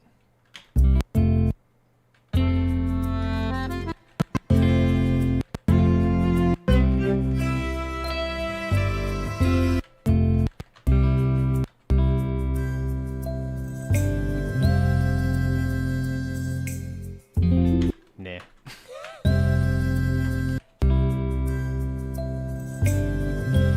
I like the simplicity. Anyway, I don't lose my train of thought here. So I'm gonna go back over here. So only the thing that's not matching are the C sections.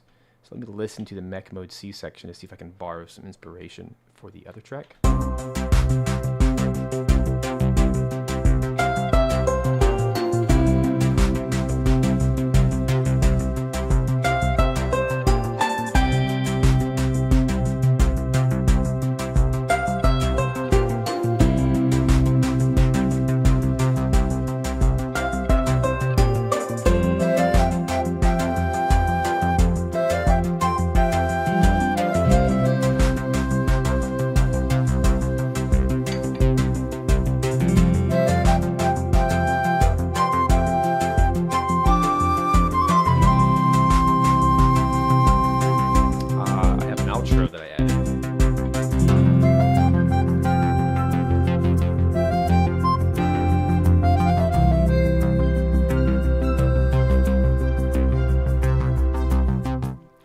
Good news is, here, what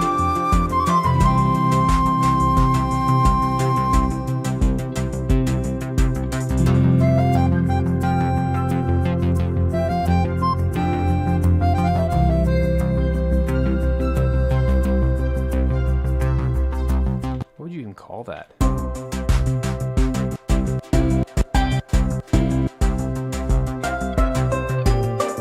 This is actually like a whole new section, so this is very good news, actually. This actually gives me all the information I need, so hooray! That was a good idea. We're going to call this D1, D2, and just extend those out. Yeah, so starting with, right here, 158. Let's add 4 bars, which is to 162. We're going to do our insert, silence, shaboom. Okay, so far so good. And this is just like random gameplay footage.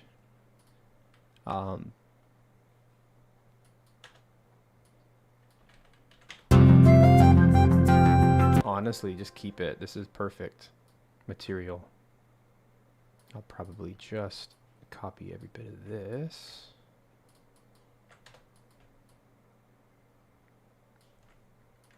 And yeah, even the bass synth, the excuse me, the synth pad, the bass, I like all of that.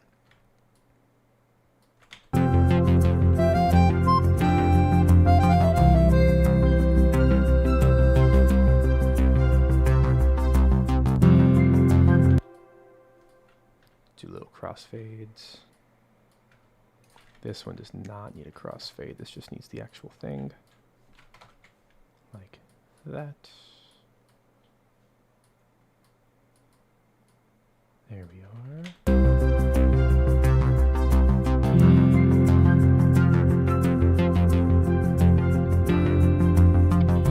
Get those shakers under control.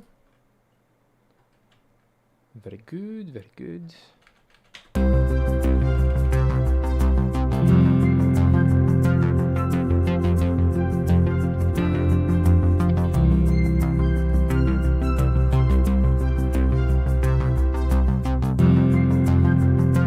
Good out all by itself.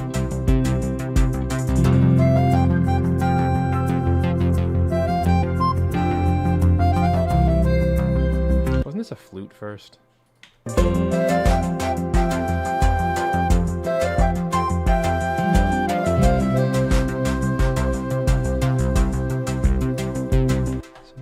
take this. Let me do it with the grid on. The grid. Like this. I don't know. Maybe this will work.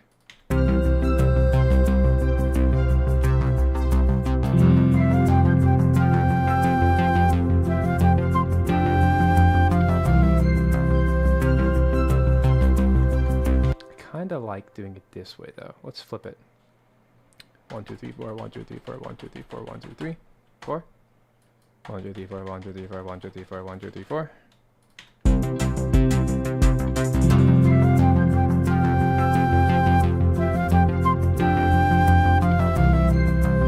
It's a bit calmer.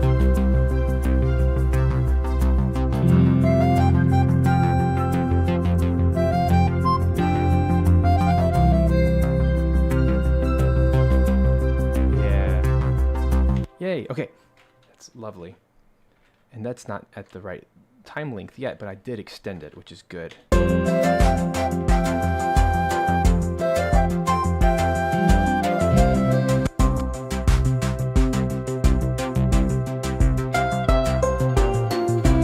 Remember that's what this was? They just stack on top of each other.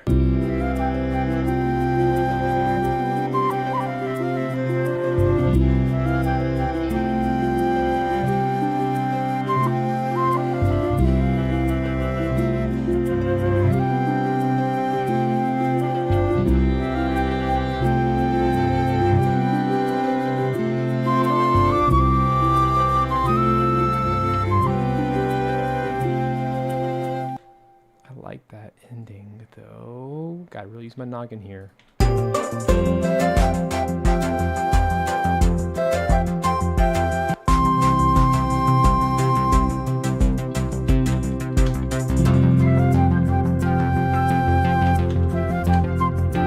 think I might get rid of the bass here. Make it a bit more like calm. Right now we have all this bass synth stuff going, but I don't know, it might be nice not to have it.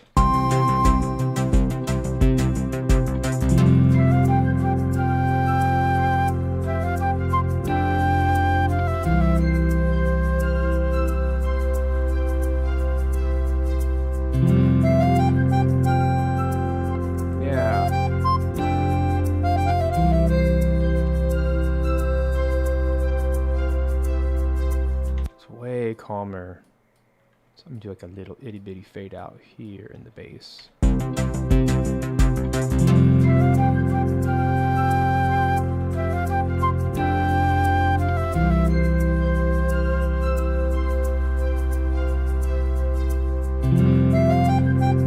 That's nice.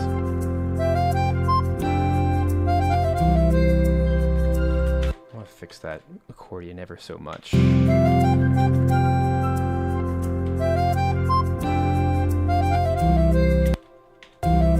Good there. Na na na na na. So I'm just actually just gonna leave that right there. I want it quicker, so I'm gonna take my quantize tool here, like that.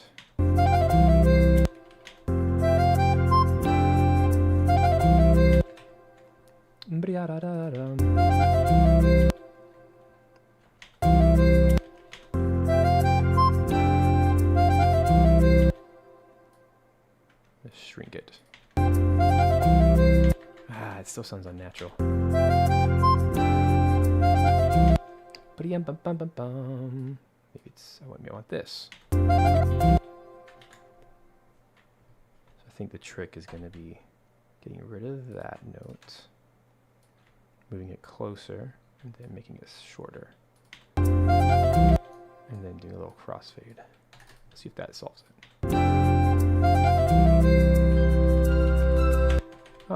My bass synth arp is from Zebra. This guy.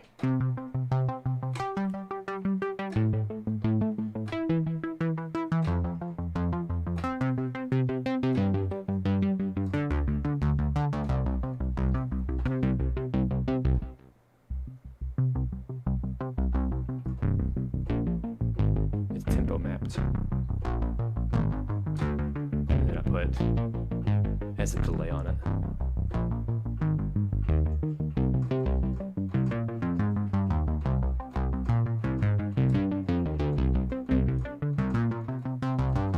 Yep. So I just follow the bass line, which feels really good and like clean in this track. Okay, did that solve the accordion?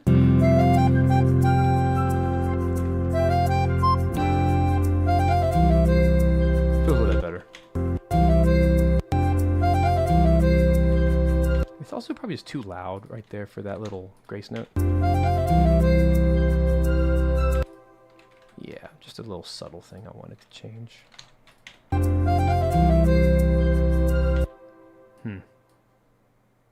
Let's see what longer feels like. Nah.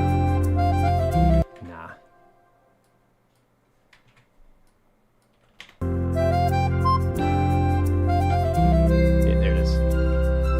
I split the difference. That sounds really good. Zebra. Well, Zebra is a synth. It's a synthesizer. So if you understand synthesis, then you can work with it and make some cool sounds.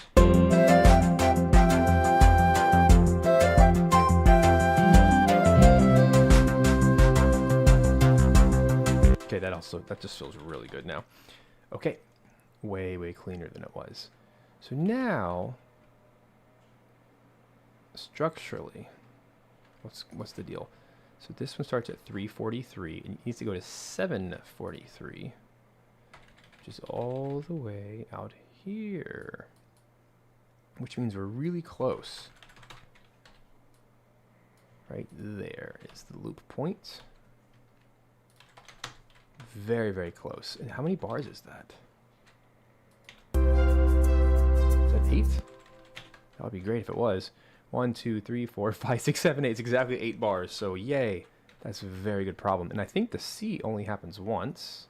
Oh, well, there's the answer. Okay, so what we're going to do is move this. 8 bars. 1, 2, 3, 4, 5, 6, 7, 8. Like that. Insert silence. So this just needs to be a C2. And then we'll have it. We'll have our full 4 minutes. Hooray! In the words of Bluey. Hooray! And then... Oh, did I? Oh, yeah. In doing so, I pushed back my markers. Whoops. Right there. That is the correct amount right there. Boom. Did I miscount? Again? 1, 2, 3, 4, 5. I did 7 again. What is wrong with me? Can't count to 8. Insert. There. Oh my gosh. Same blasted issue. Okay. So the actual end is there exactly as needed. Hooray! Math. Music. Pay attention, school kids. Learn your math. It helps you. Okay, so that solved that, which is good.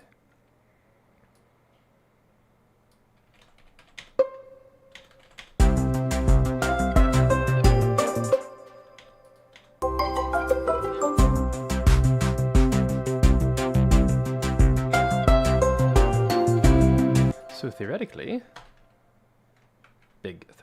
let's move all of the plucky plucks.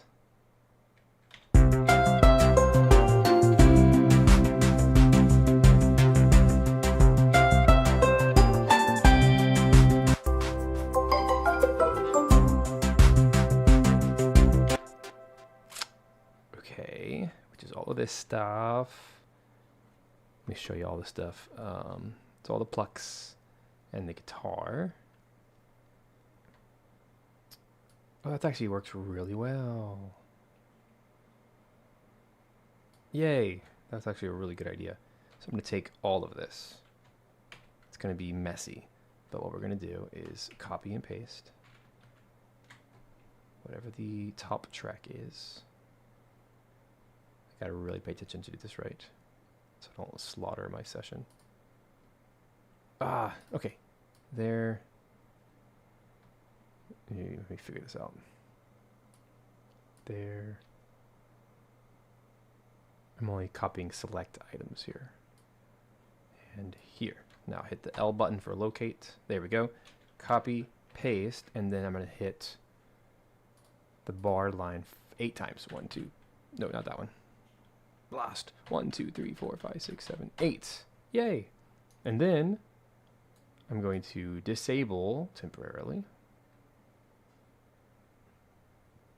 those newer, or the old items there and there. And then I'm going to copy the exact same guitars. 1, 2, 3, 4, 5, 6, 7, 8. This might actually work, guys. It just might work. Let's keep the synth ARP. Copy. 1, 2, 3, 4, 5, 6, 7, 8. That one's going to need a little crossfade. Right there. You can see it. The world's tiniest one. Oops. Hit the wrong button. Blast. Oh my gosh, where am I? What year is it? There, okay. Boy. Try it again. No grid. Okay. Don't worry, I'm saving it.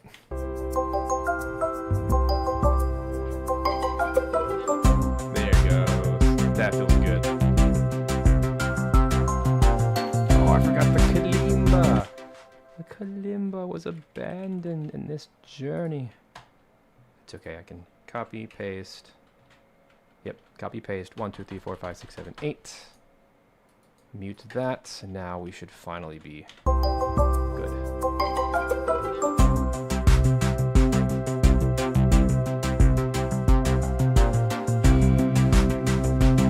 It's like an interlude.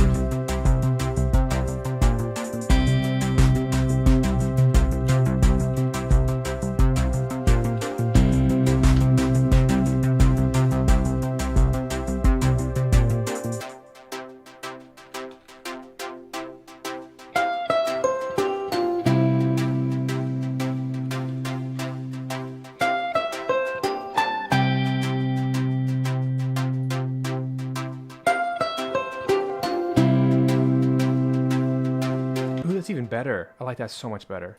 Take out all the kick and everything. Yay. Okay. Totally doing that. So I'm going to copy, paste, 1, 2, 1, 2, 3, 4, 5, 6, 7, 8. And then mute, mute, mute. That was actually a very happy accident. I'm glad I did that. I might keep the bass.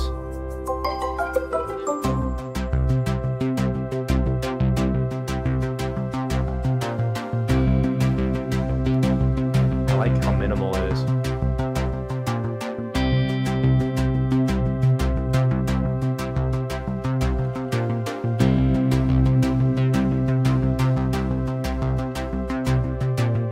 So this is the part where I have to be careful. This actually needs to be identical to this bar, because we haven't changed anything yet. This needs to be identical to this. And so let me do some tiny crossfades real quick. I don't know if you're keeping up with me here, but that's fine. You don't have to. My brain's working hard enough for the both of us. Just fine. Here needs to be the same as here. Crossfade, crossfade. Then, since this is all newish material, it doesn't have to crossfade at all. It just needs to be clean when it comes in. Okay, here we go.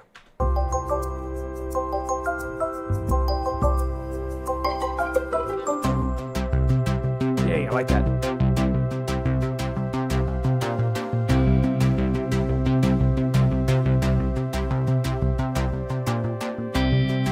That feels really good. It's building. Here it comes.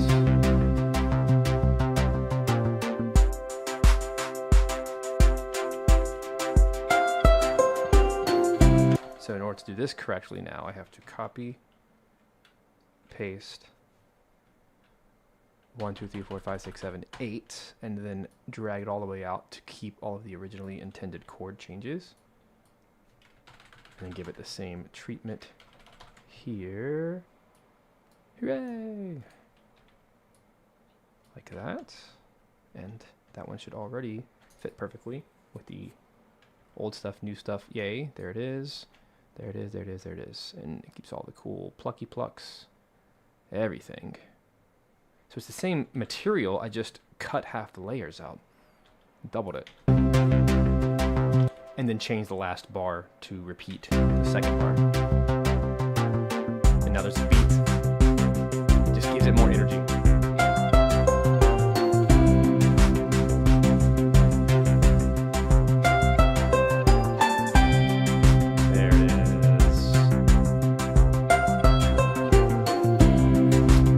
Solve this today. See, there was the chord change, the 4 chord. I guess it's a 1, 1, 5, 4. I didn't want that 4 chord to be there in the first iteration. So here it is. I did it backwards. 1, 5, 4.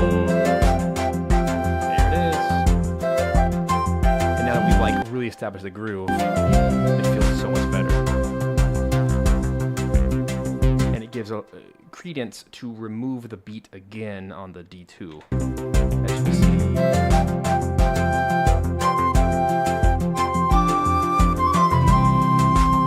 Now the beats can be taken away.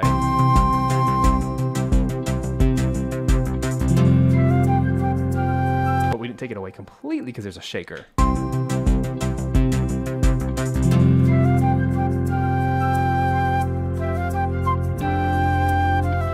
Guitar never stopped. That was the constant piece to the puzzle.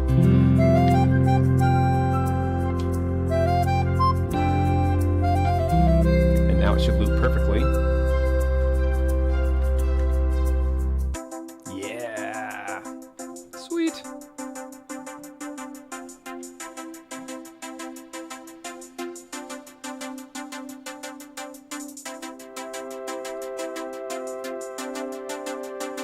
Feels so much better. There's the kick.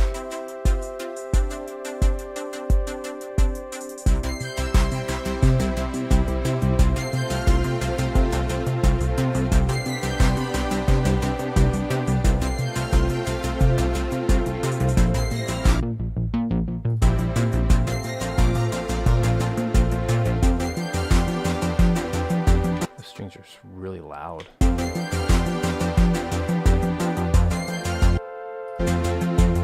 Are they? Oh, this patch is just like monstrously loud all of a sudden.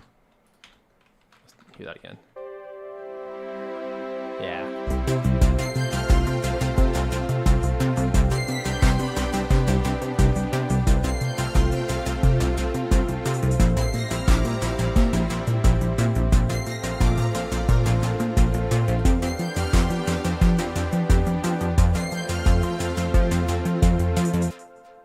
Oh no. Have I not written anything here?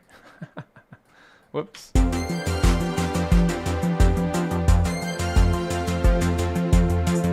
Well, darn. There's nothing there. Okay, here's the good news. I can pretty much guarantee here I'm going to be fine if I just do this right here. I'm not big on copy pasting, but I think this is an instance where it's not only allowed, it is preferred. So let me go here and copy that material to the A2, but it looks short. Why is it so short? 1, 2, 3, 4, 1, 2, 3, 4, 1, 2, 3, 4. That's so weird. What am I doing? Oh, and there's a whole section missing. What is going on? I jacked this up. Hold up. It has to match. So what is this?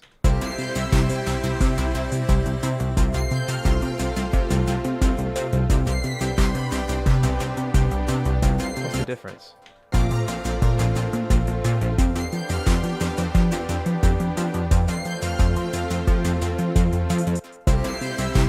harmonica.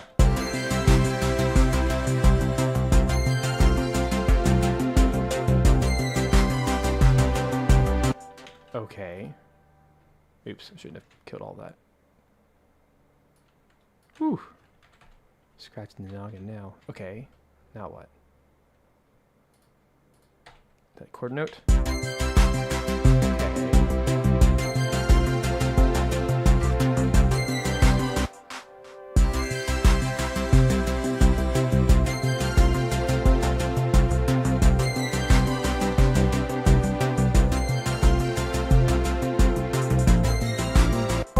I'm just gonna work backwards.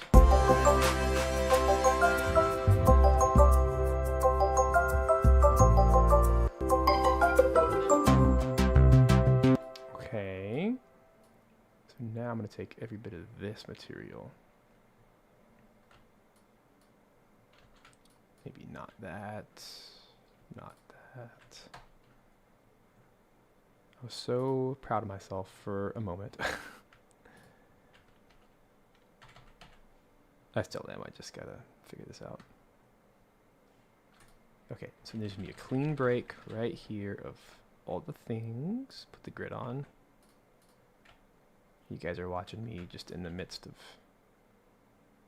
all kinds of challenges I'm trying to overcome here. Hopefully this is a nice lesson.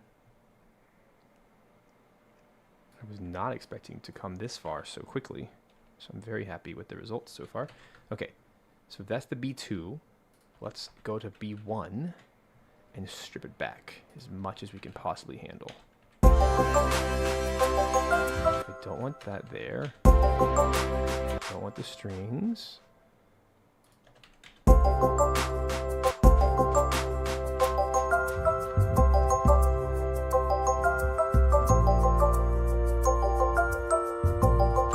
This is unsavable, so I need to rebounce that little section and then merge it together here. A lot of crossfading today. Lots and lots.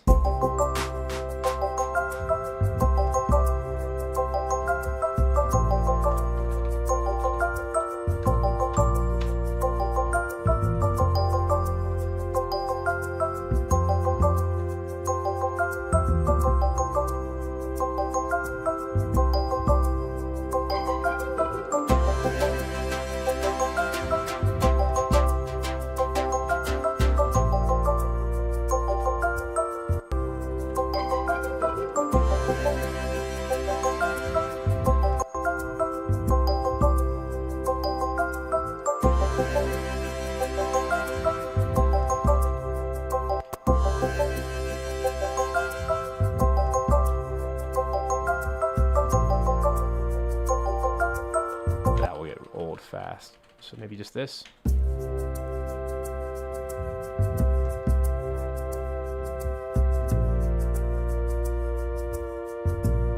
Might be too low energy, but I kind of like it.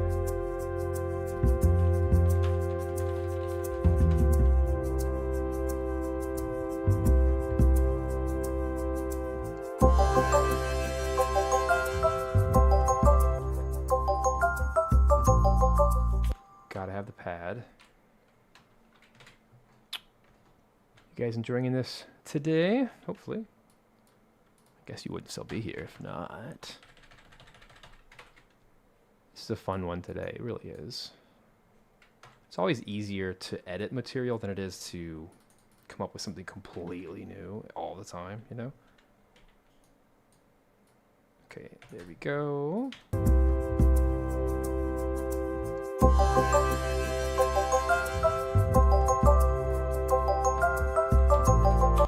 This needs to be a way bigger crossfade.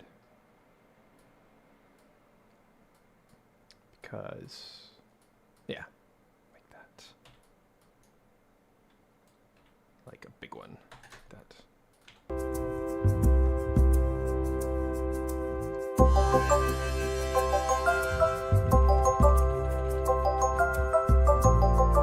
Not enjoying it all.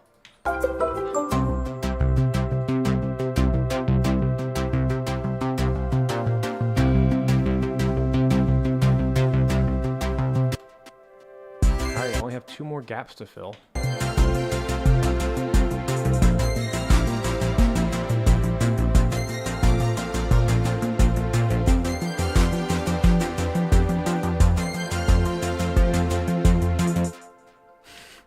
Learning too much. You must stop it. Okay. Whew. I'm getting fatigued though. This is tough. Oh yeah, you asked a question, Secret. Yeah. So every working experience is different when working with devs. It depends on the contract, like how much you're hired for. So in this case, when I first started, I did a trailer. That was a separate contract, and then I did title screen and 2 tracks for this home world for the demo. That was a separate contract. Now I'm making a new contract to revise all this stuff. Actually, there's another contract for like recording live musicians, and then now I'm doing this track or these 2 tracks, and then like the evening tracks, and then some new tracks for the early build of the game. It just depends. You know, some teams already know that they're going to hire you for 20 minutes of music or 50 minutes of music, 100 minutes of music, whatever. That's more in the AAA space, but in the indie space, you typically just kind of do a handful of tracks at a time, do a separate contract. And usually when they're ready to hire you for more, it's like, cool, same contract, great, let's keep going.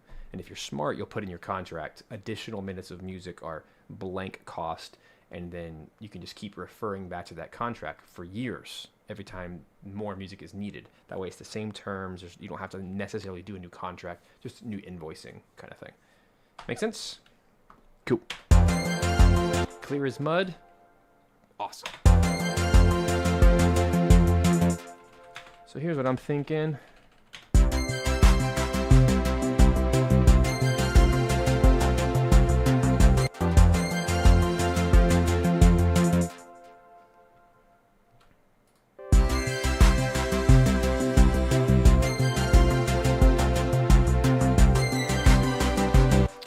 For an interlude over here that was so different, right?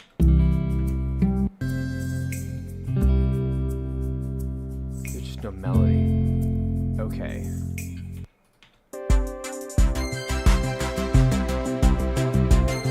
Oh, I get it now. Okay. So the secret is actually going to be, don't do these arpeggios in the first one.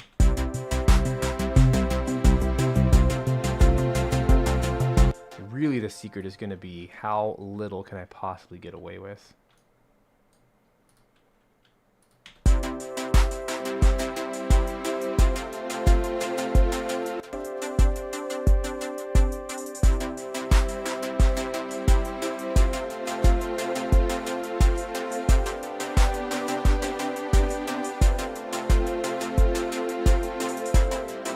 Yeah, that's good. It's simple.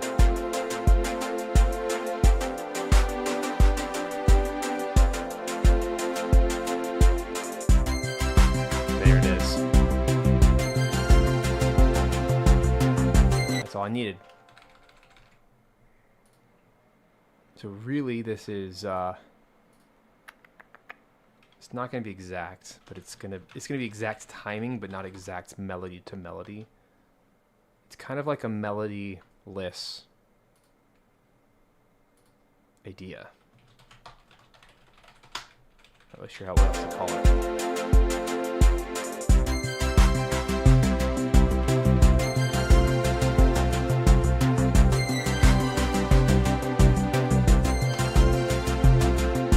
Yeah, Marty, I'm still using that and a variation of it as far as contracts go.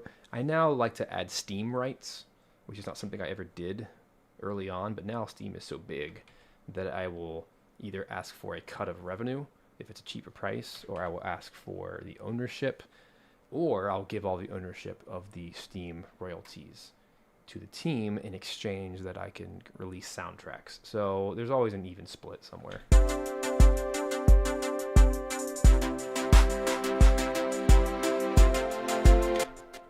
I like doing the strings like that. That's actually really nice.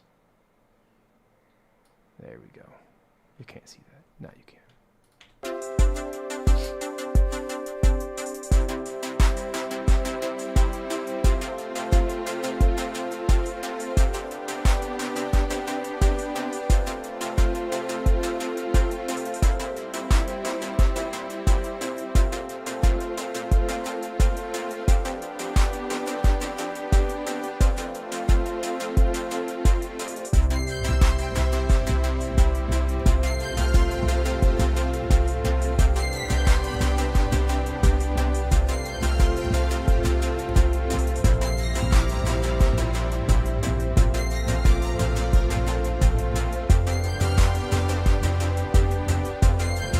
Wow, I never thought I was just going to do the same 8-bar loop over and over again, but it's actually nice because all I'm doing is building more and more energy. So I'm going to do this again because it's actually working really well, better than I thought it would. Let's do quarter notes. Because now I can add another, like add one element, add one layer to each one. So if I start small and then round 2, I'm going to say double bass is added. Round 3, I'm going to say, let's just call it full. This is where I'm going to add the synth bass. No, not yet. Here on the 3rd round. And as far as like perk goes, I'm going to maybe keep it really light. I don't know if I need all that the kick information just yet. Or maybe if I just do the kicks, but not the hi-hats. Now let's keep the hi-hats. Just wondering, how long can we survive without it? That's like the real question here. Let's just do a little test. How minimal can this possibly be and still feel right?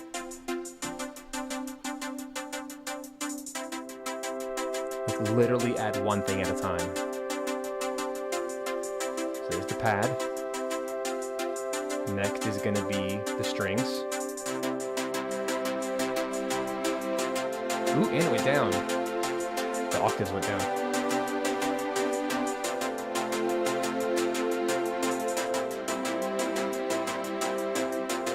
That feels so good. Now we haven't even added the kick yet. Let's not do kick yet.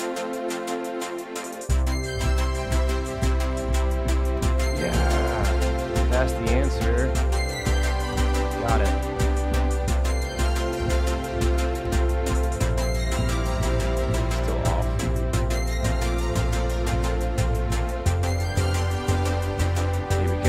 The full. Yeah.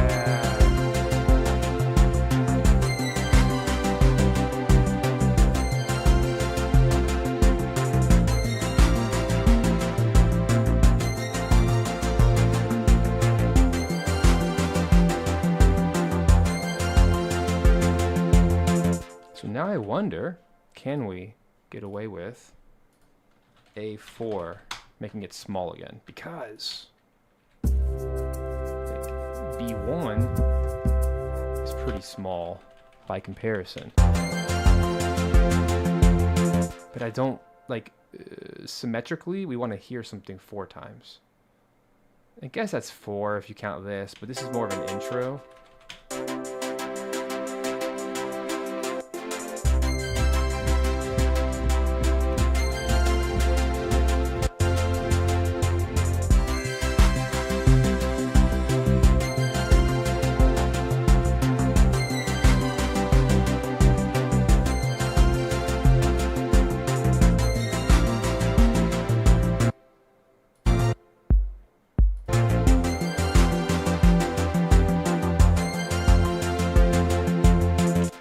I'm wondering what happens if we go back to just the A again.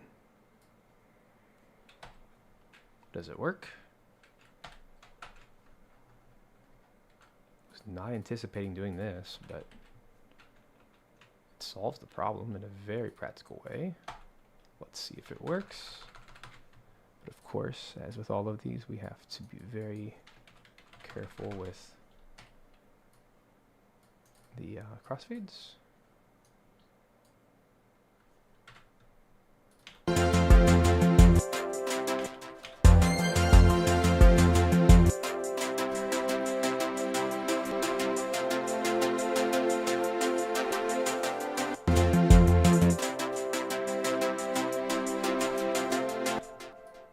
What the heck? There. It copied weird. Hold up. Let me try it again. It's not clean. I just need to do basic. Ah! Hold on.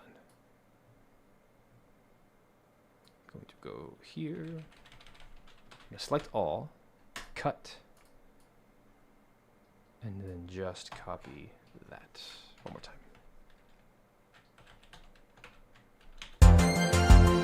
Hey, thanks for hanging out, Marty.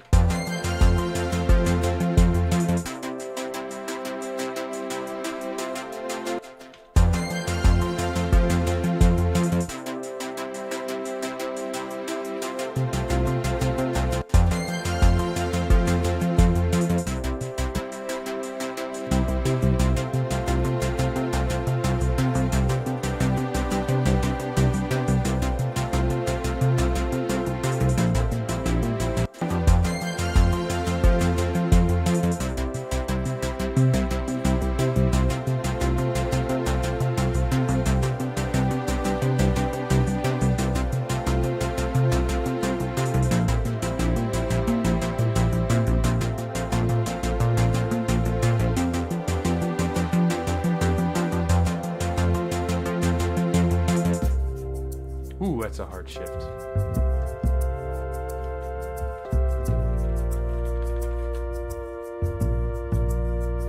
And that's why we need to work on this transition. Maybe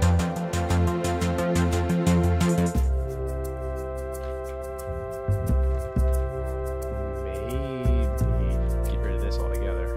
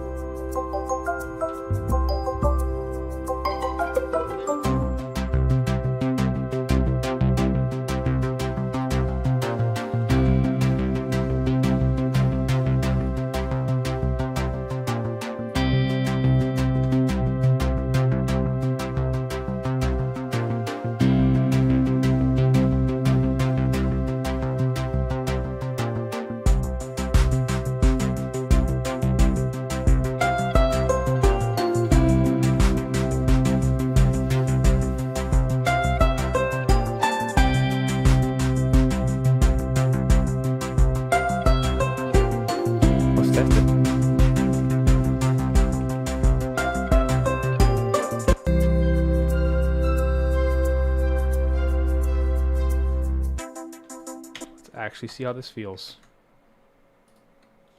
It's the only way to know. All right, queuing it up. Let us see. All right. Hold up.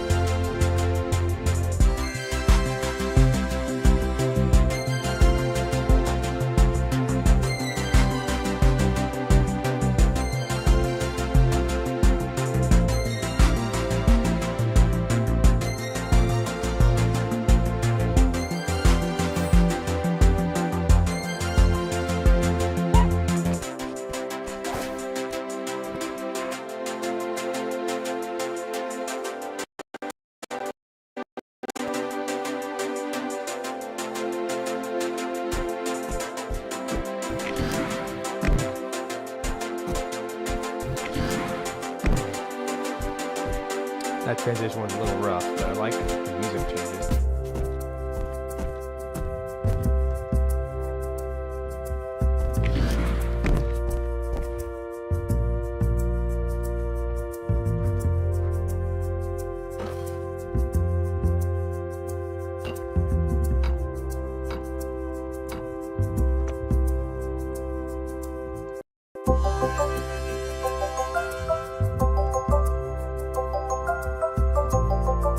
Crashed the game somehow. See you, Jordan. But it feels good. This feels good.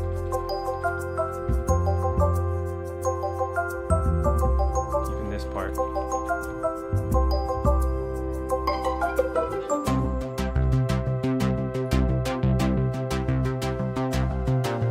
Yeah.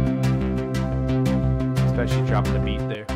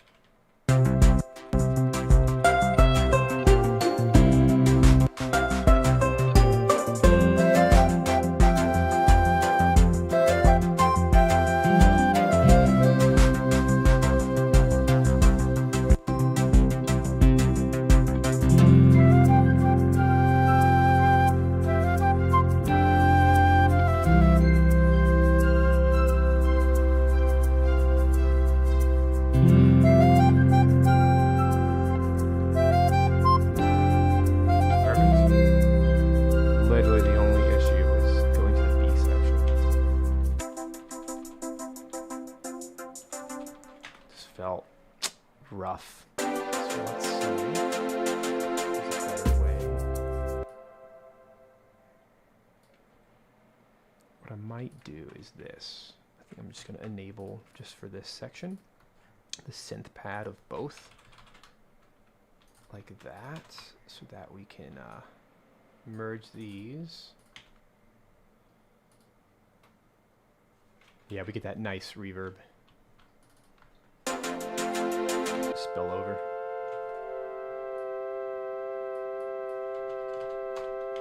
That'll be helpful for sure. Let's get that to audio. And again, I mean, I couldn't do this today if I wasn't in audio. If it was all MIDI, it just would have been so clunky and ugly and impossible to audition stuff and all that. So here we go. I'm going to do a crossfade here.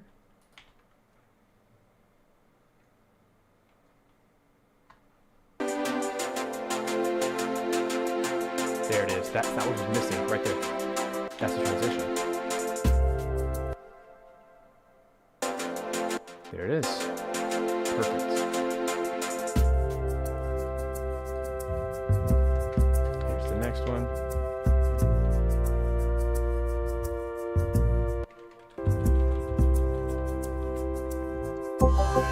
That felt a bit much.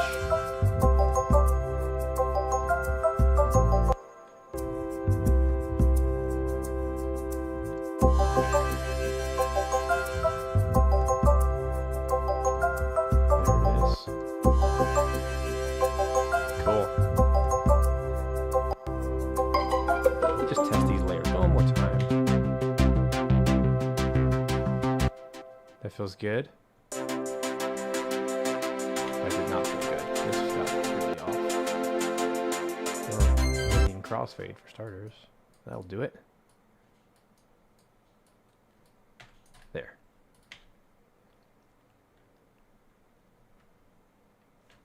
I think we're having the same problem here. Now that I know what I want, I am better off making all of this one patch like that and then bouncing it. I did so much little edits that it's just going to sound better if I can get all of that together.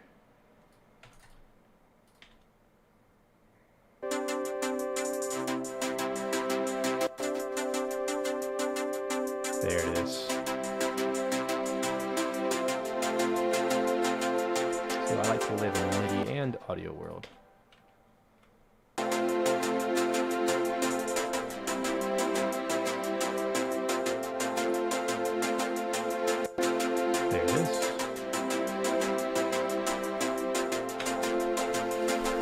I know there's only a few of you left, but thanks for sticking with me. And honestly, I hope this was enjoyable. I'm gonna do the work regardless, so I figured I'd turn the camera on, you know?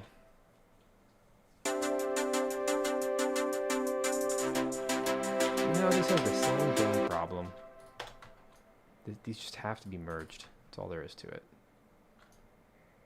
So let me check on... What is that? Okay. Yep. This synth pad has a nice delay on it, and you just can't recreate that without the original patch. So, yes, I'm going to do a little crossfade, but ultimately I had to keep all of that original material coming from the MIDI. Now there won't be any issues.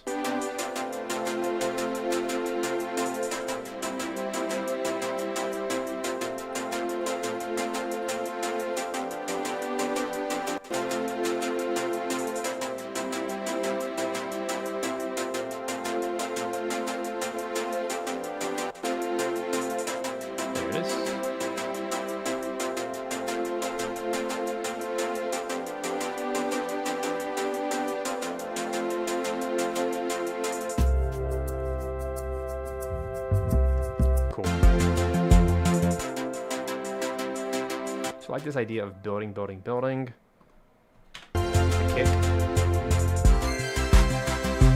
and then pulling it back.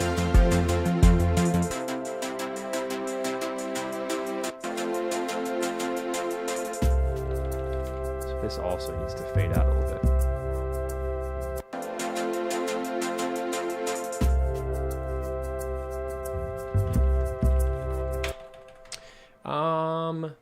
Secret, there is a video on VGMA that you can go check out right now. It's free. And let me grab that for you real quick, since you're asking. Where did it go? There.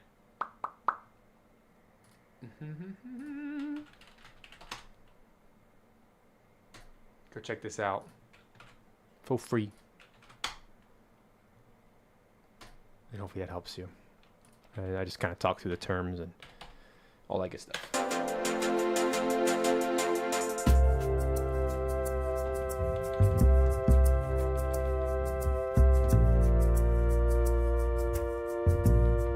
Feels good.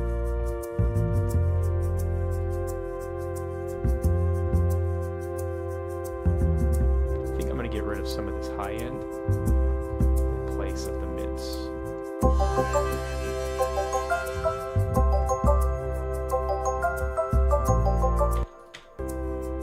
Are you German? Bitte?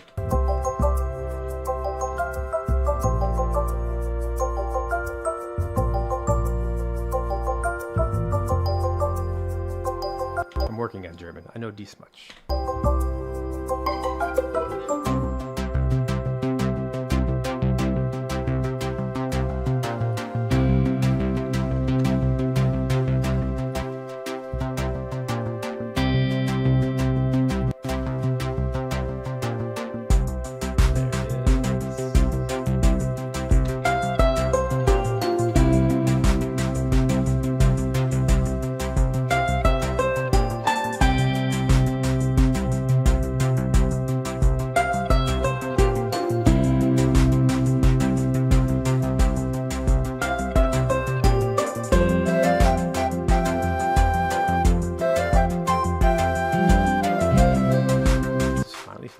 Track. Okay, now the only thing missing is got to find a little bit more length in the original, the animal mode, and then we'll be done. So it starts at 2 seconds, currently ends at 3:19. So we got to add quite a bit here. Probably needs to come in the C. I know it needs to. So what we're going to do is quick fix. I'm guessing 1, 2, 3, 4, 5, 6, 7, 8. Let's start there. See if that solves it. It's probably not enough. I'm going to put it there. we have to get to 402. 402 is going to be right there. Close. So we need 1, 2, 3, 4, 5, 6, 7, 8. About 8. 10 more bars. Blah. So we're going to find those bars probably in the exact same section, to be honest. So that's 8. That's 10. I'm just doing basic math here to find our sections. That also seems really short. Those are 8 bars. Okay. So what I'm thinking is C goes here. This will be C1.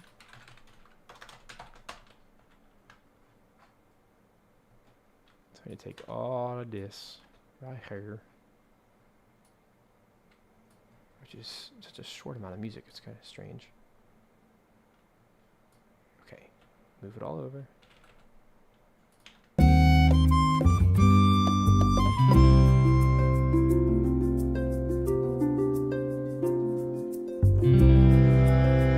That's cool. That's a cool secret.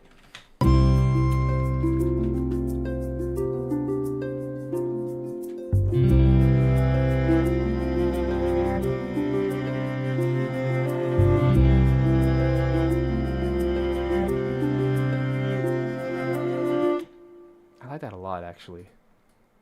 I'm just going to keep that going for 2 more.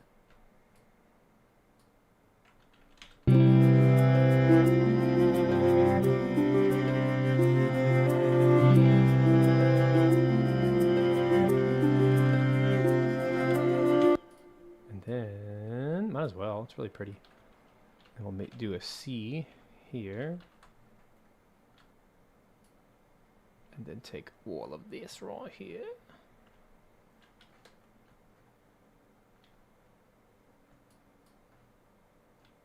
Move it over.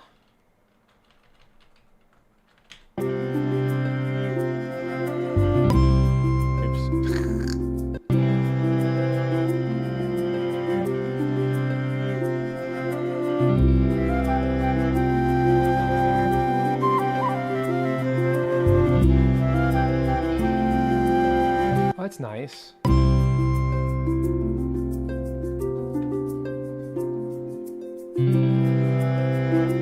we'll add the bass in a second.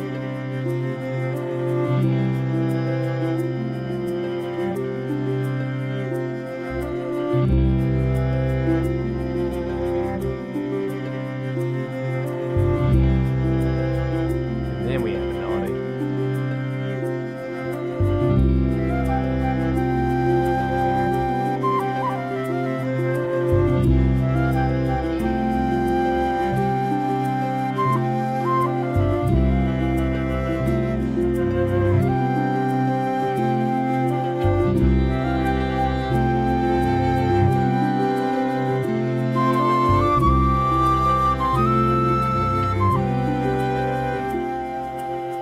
But then, wait, there shall be more. Then we're going to have to come up with a D section. That's just the way it is. Because this is enough material now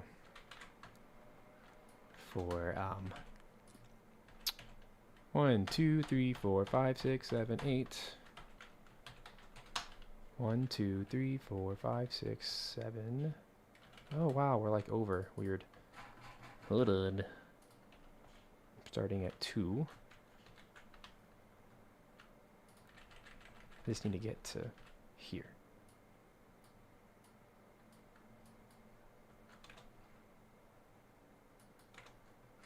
Okay.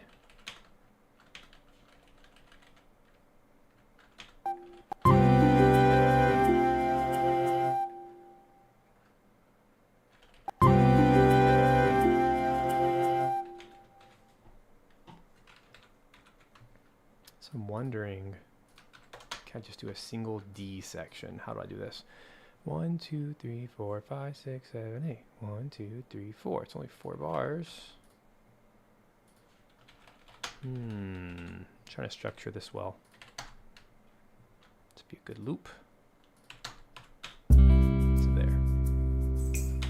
Super close. I gotta finish this.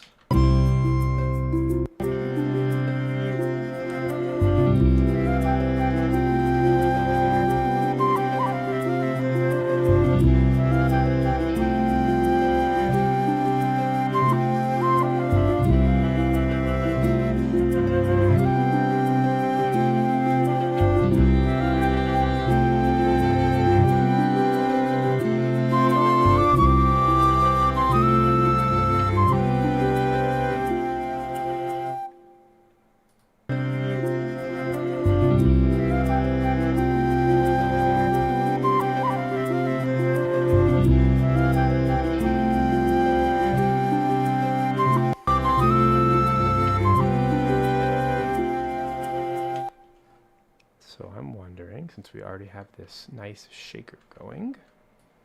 Okay, what does it look like? Just take that.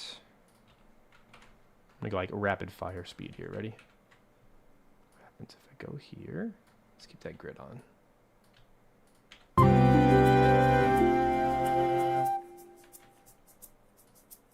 Oh, come on, work, would you? Would you just work with me?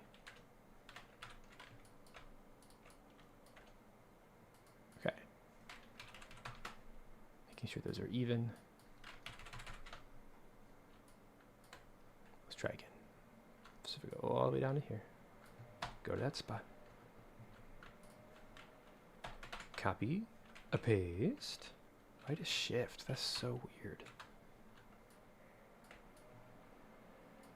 Okay. Just off all of a sudden. There.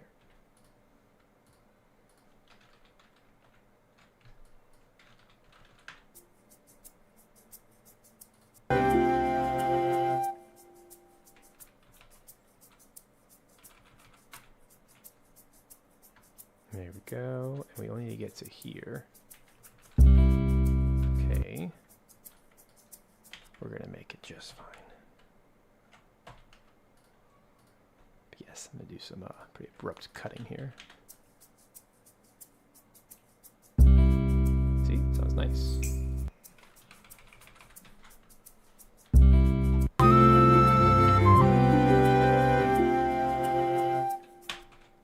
So I'm going to really quick kind of go through my archives real quick. Just see what do I have. I've got to find something. So here's like all my flute material. So I'm literally just going to open up Audacity real quick. See, maybe, just maybe, there's something in here we can use.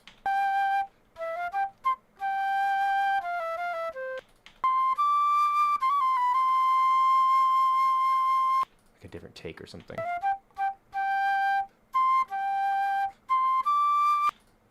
That sounds like it's the same. Maybe I can take something from here.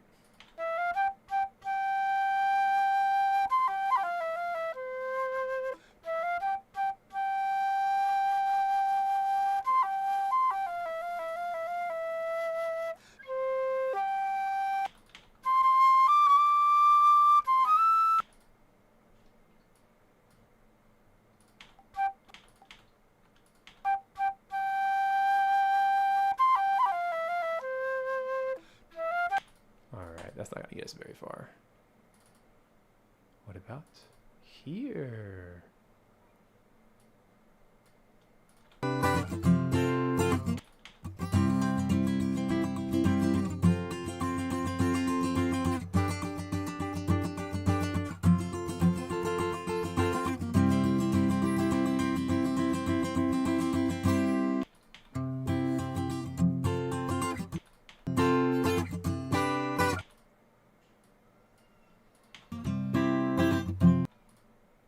Just exploring.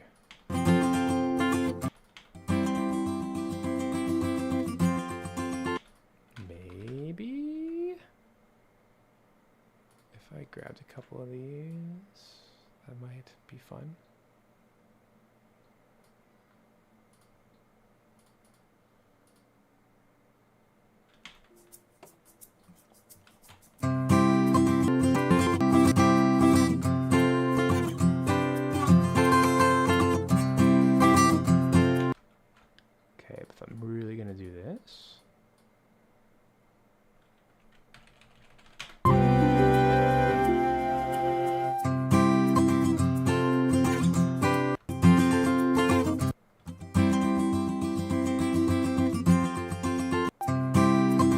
Just an experiment.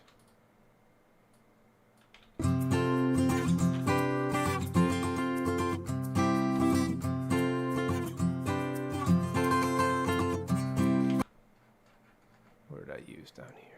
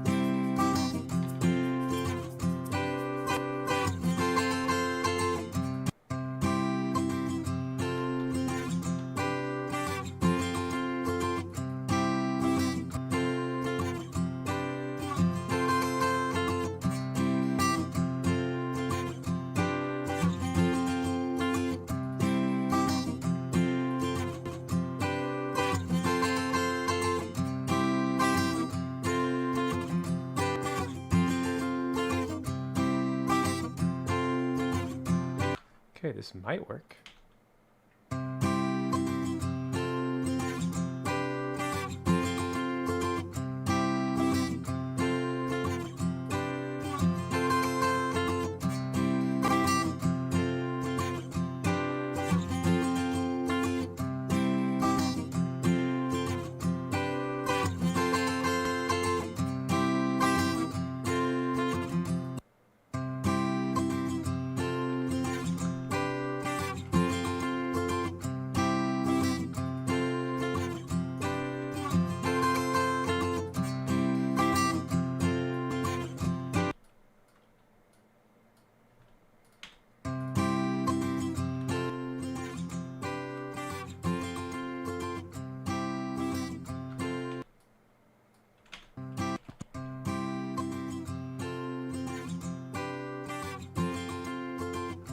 Super close.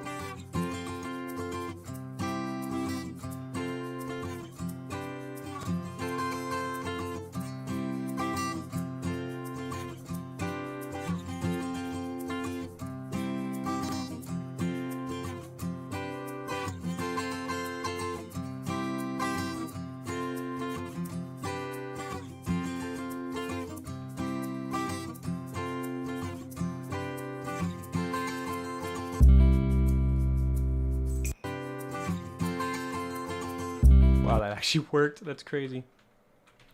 Dang. And it's nice because it's acoustic. And that was from the title screen.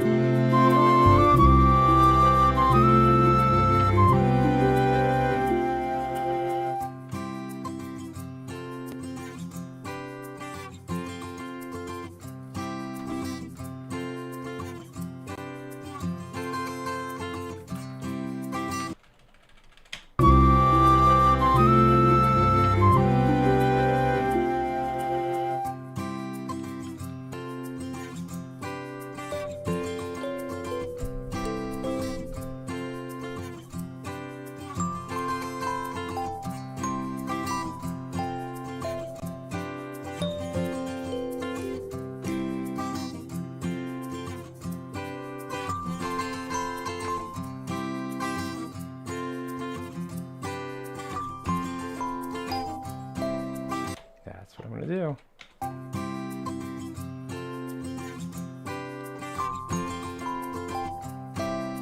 Found it.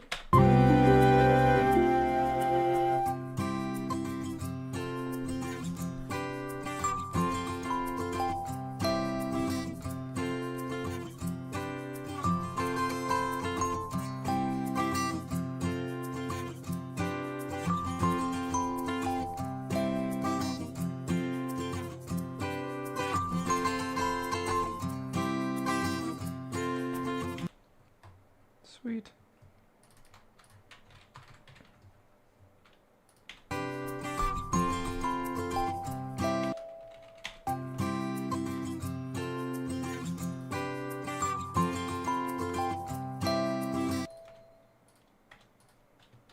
Bounce that.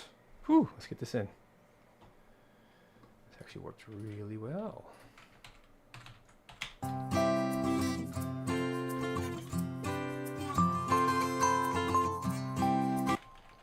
Maybe that'll pair well with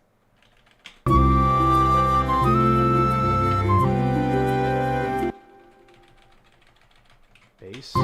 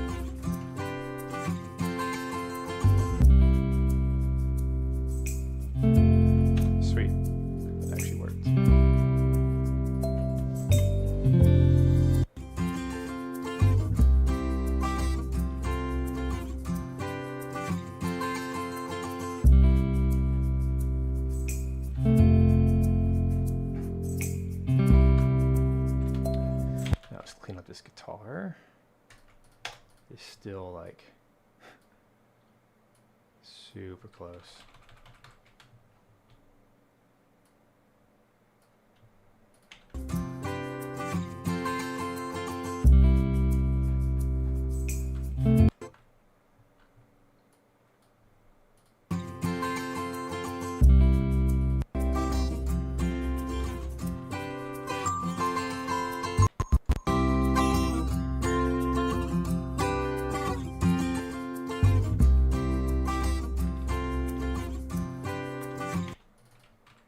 I'm going to specifically say this is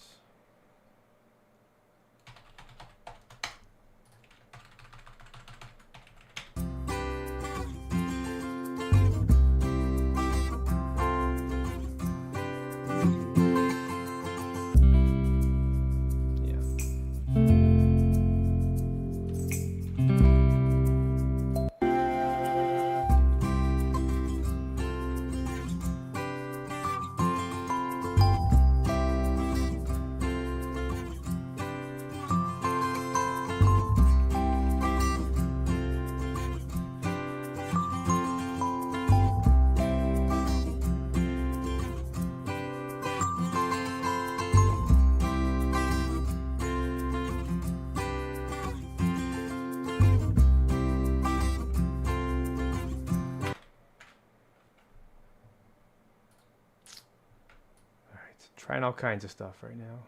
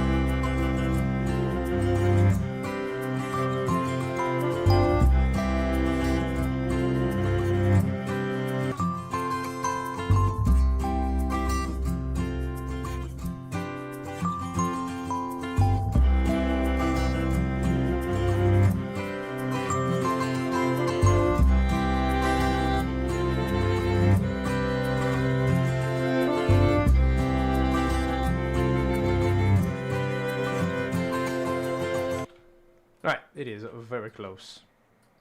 So what I think I want to do.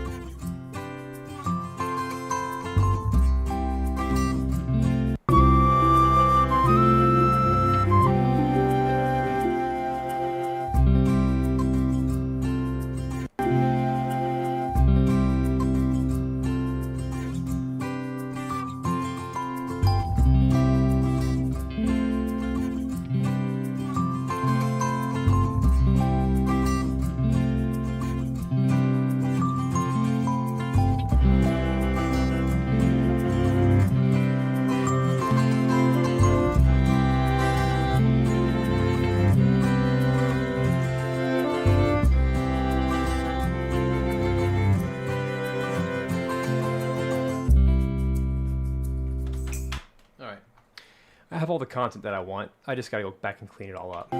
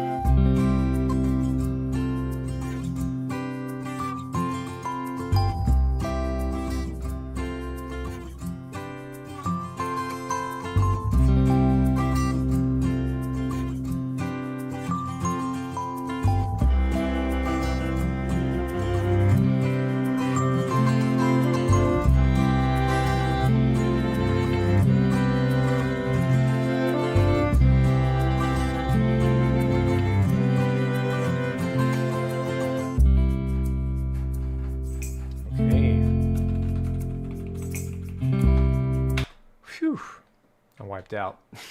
That was a long stretch. 3 hours. All right. But you know what? The tracks are basically done. I definitely want to take an ear break. Come back to this probably tomorrow off stream. Finish these up, turn them in. But like 95% of it's done. Just by repurposing things. And, I just want to like take another swing at it and make sure that it all feels good before I turn it in. I wanted to make sure it's my best. So thank you guys so much for being a part of this today. It was a long one. Hopefully those of you who stuck around, you learned at least one thing or you enjoyed the process. Look out for the game, Animalkind. You can play the demo right now on Steam if you wish. And as mentioned before, there's a link in the description if you want to check out my course on Udemy on how to actually learn how to write and produce music for film, TV, and games. That is a very good resource for you and it's super cheap. So enjoy. Take care. See you guys next time. Looking forward to the next video, and there should be a new video. Hey, there should be a new video on YouTube.